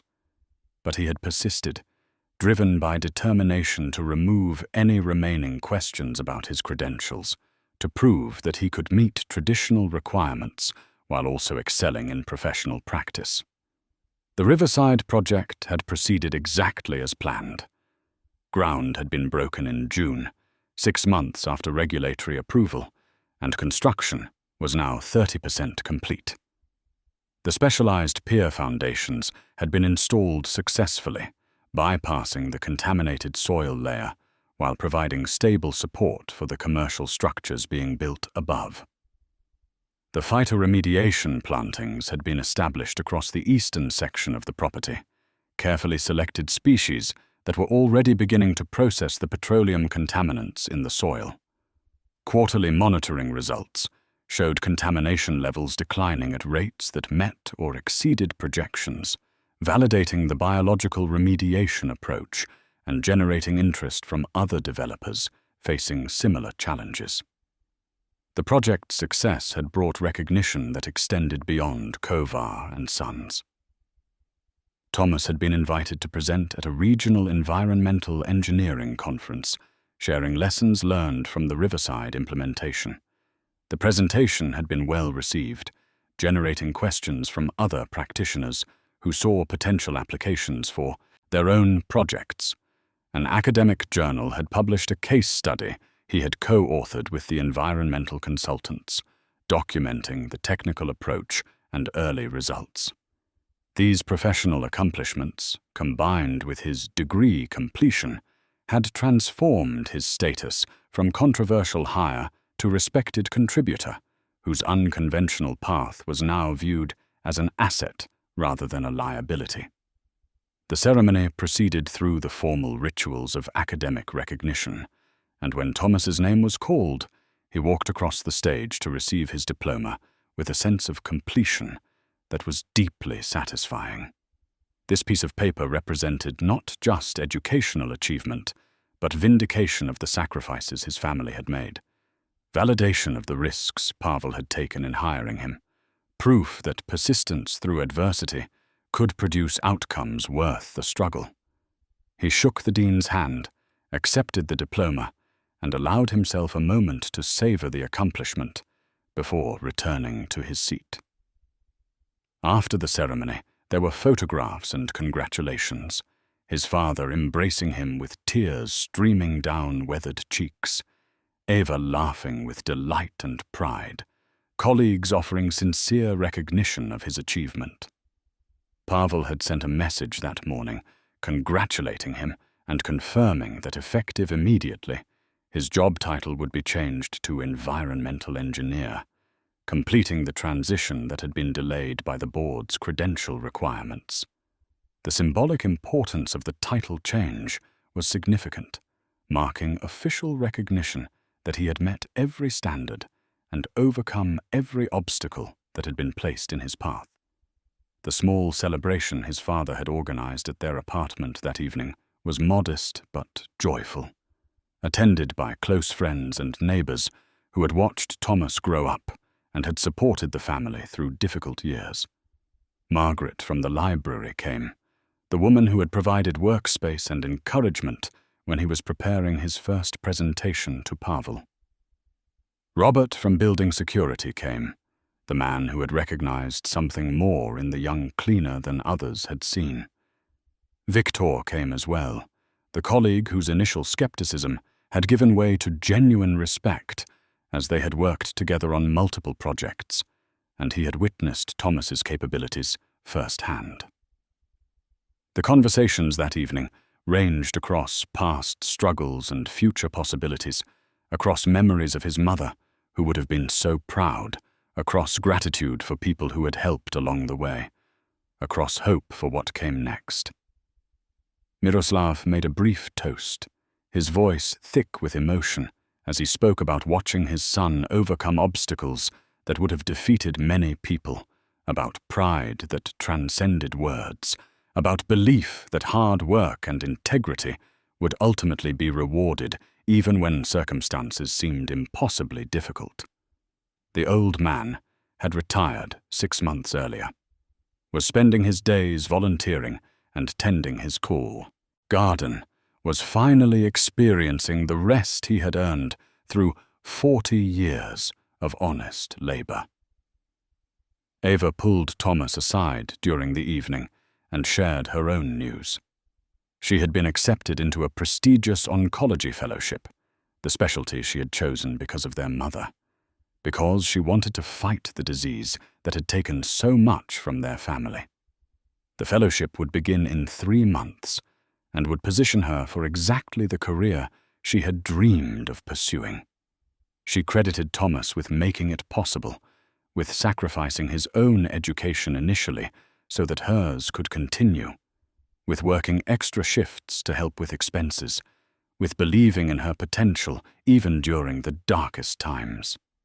Her gratitude was almost painful to hear, because Thomas had never viewed his sacrifices as particularly noble, had simply done what needed to be done because family came first, and because some obligations transcended personal ambition. As the evening wound down and guests departed, Thomas found himself alone with his father in their small kitchen, the same space where they had shared morning coffee for decades, where so many important conversations had unfolded over the years. Miroslav poured them both a small measure of the good brandy he saved for special occasions, and they sat in comfortable silence for a moment before the old man spoke. "Your mother would have been so proud of what you have accomplished, not just the degree or the career, but the way you have handled adversity with dignity and determination. She always said you had strength that went deeper than most people's, that you would find your way even when the path was not clear. She was right about that, as she was right about so many things." Thomas felt the familiar ache of her absence, the wish that she could have witnessed this moment, could have seen both her children achieving the dreams she had nurtured. But he also felt her presence in the values she had instilled, in the lessons about perseverance and integrity that had guided him through these difficult years, in the love that persisted beyond death and continued to shape the people she had raised. "We made it, Dad, all of us together. We survived the worst, and we built something better from the pieces that remained. That is worth celebrating." They raised their glasses and drank, and then Miroslav asked the question he had been holding back.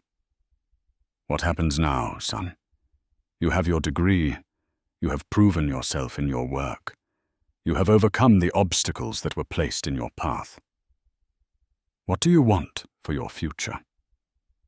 Thomas considered the question carefully, aware that he stood at a crossroads where multiple paths forward were now possible. He could stay with Kovar and Sons, continue building his career there, work his way up through the engineering department. He could leverage his success and growing reputation to pursue opportunities at other companies, perhaps positions with more prestige or higher compensation.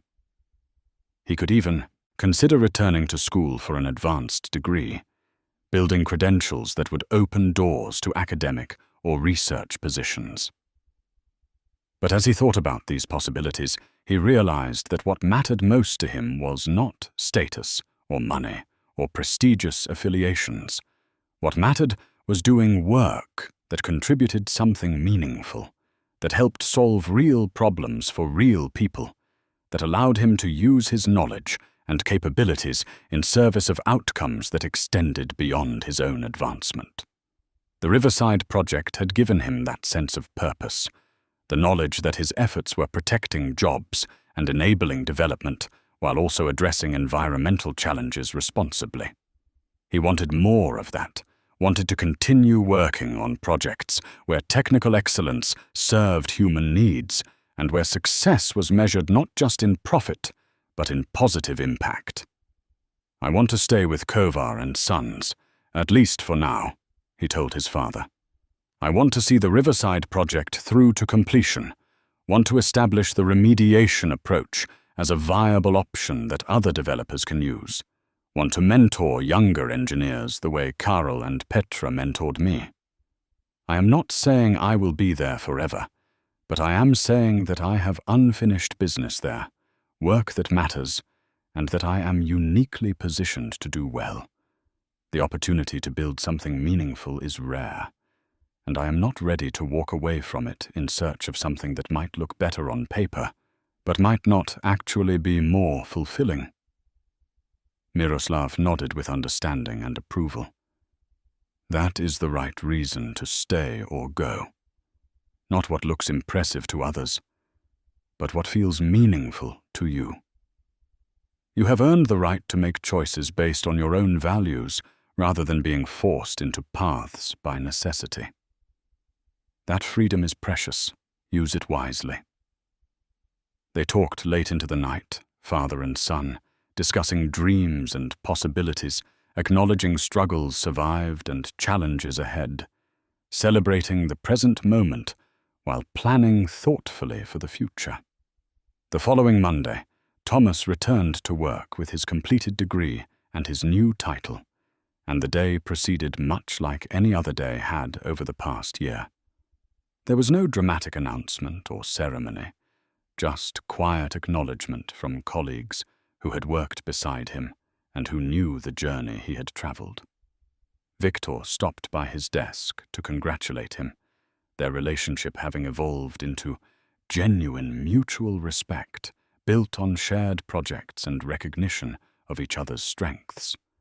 Petra brought coffee and a small card signed by the engineering team, simple gestures that meant more than grand celebrations because they represented authentic acceptance by people whose opinions he had learned to value.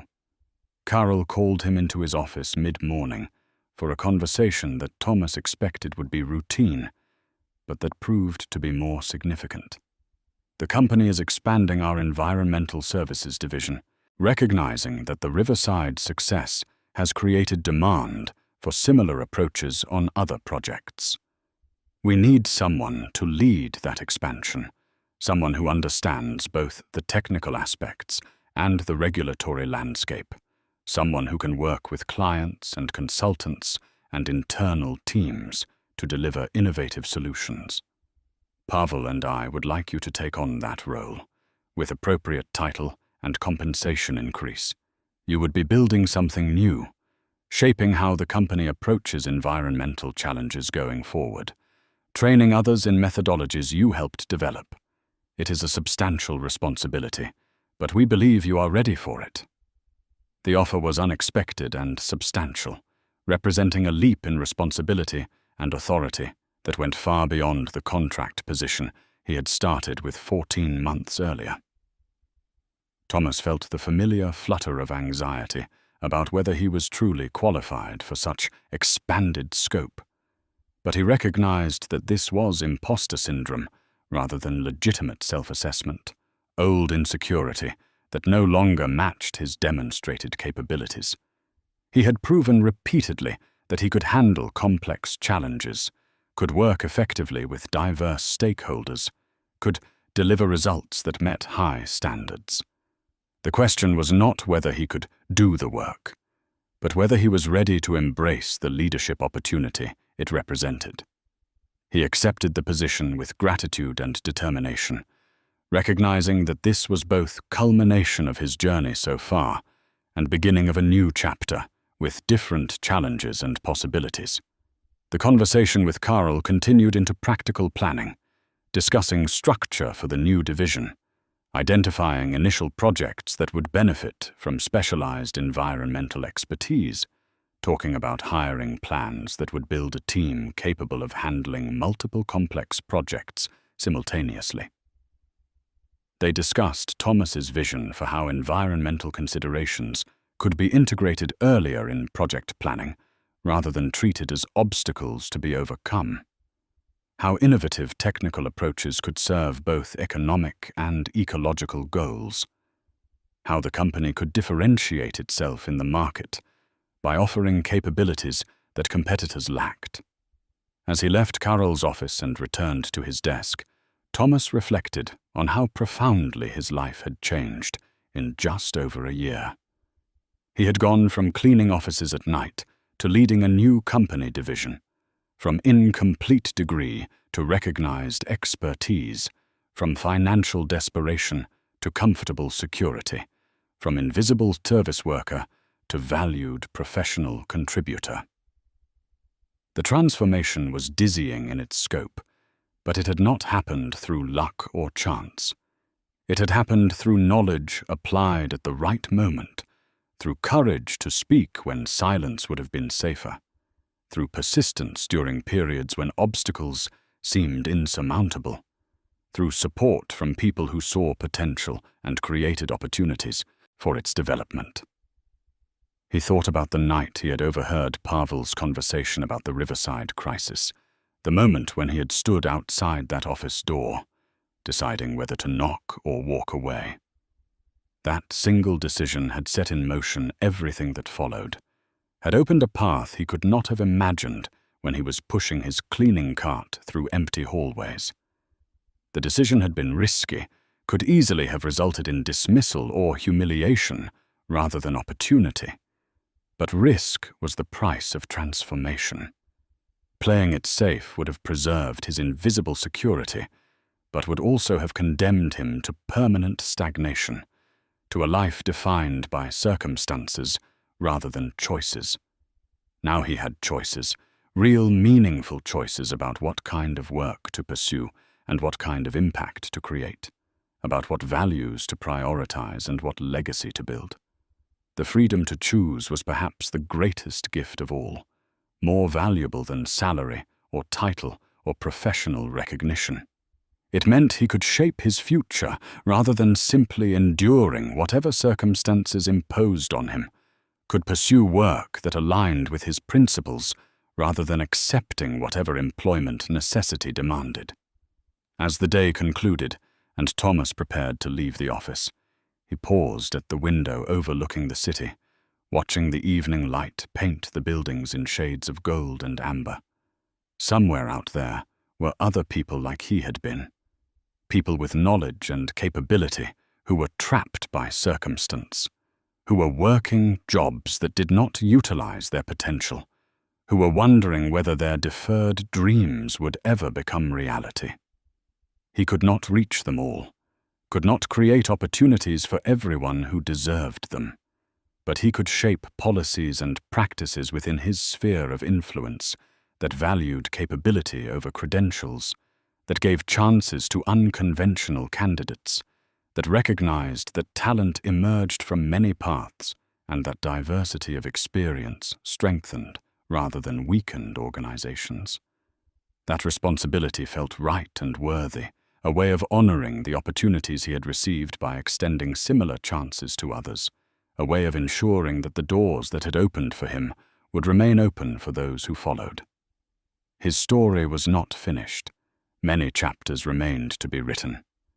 But this chapter had concluded with the satisfying resolution of challenges overcome and promises fulfilled, with hard-won wisdom about persistence and principle, with gratitude for people who had helped and determination to help others in turn.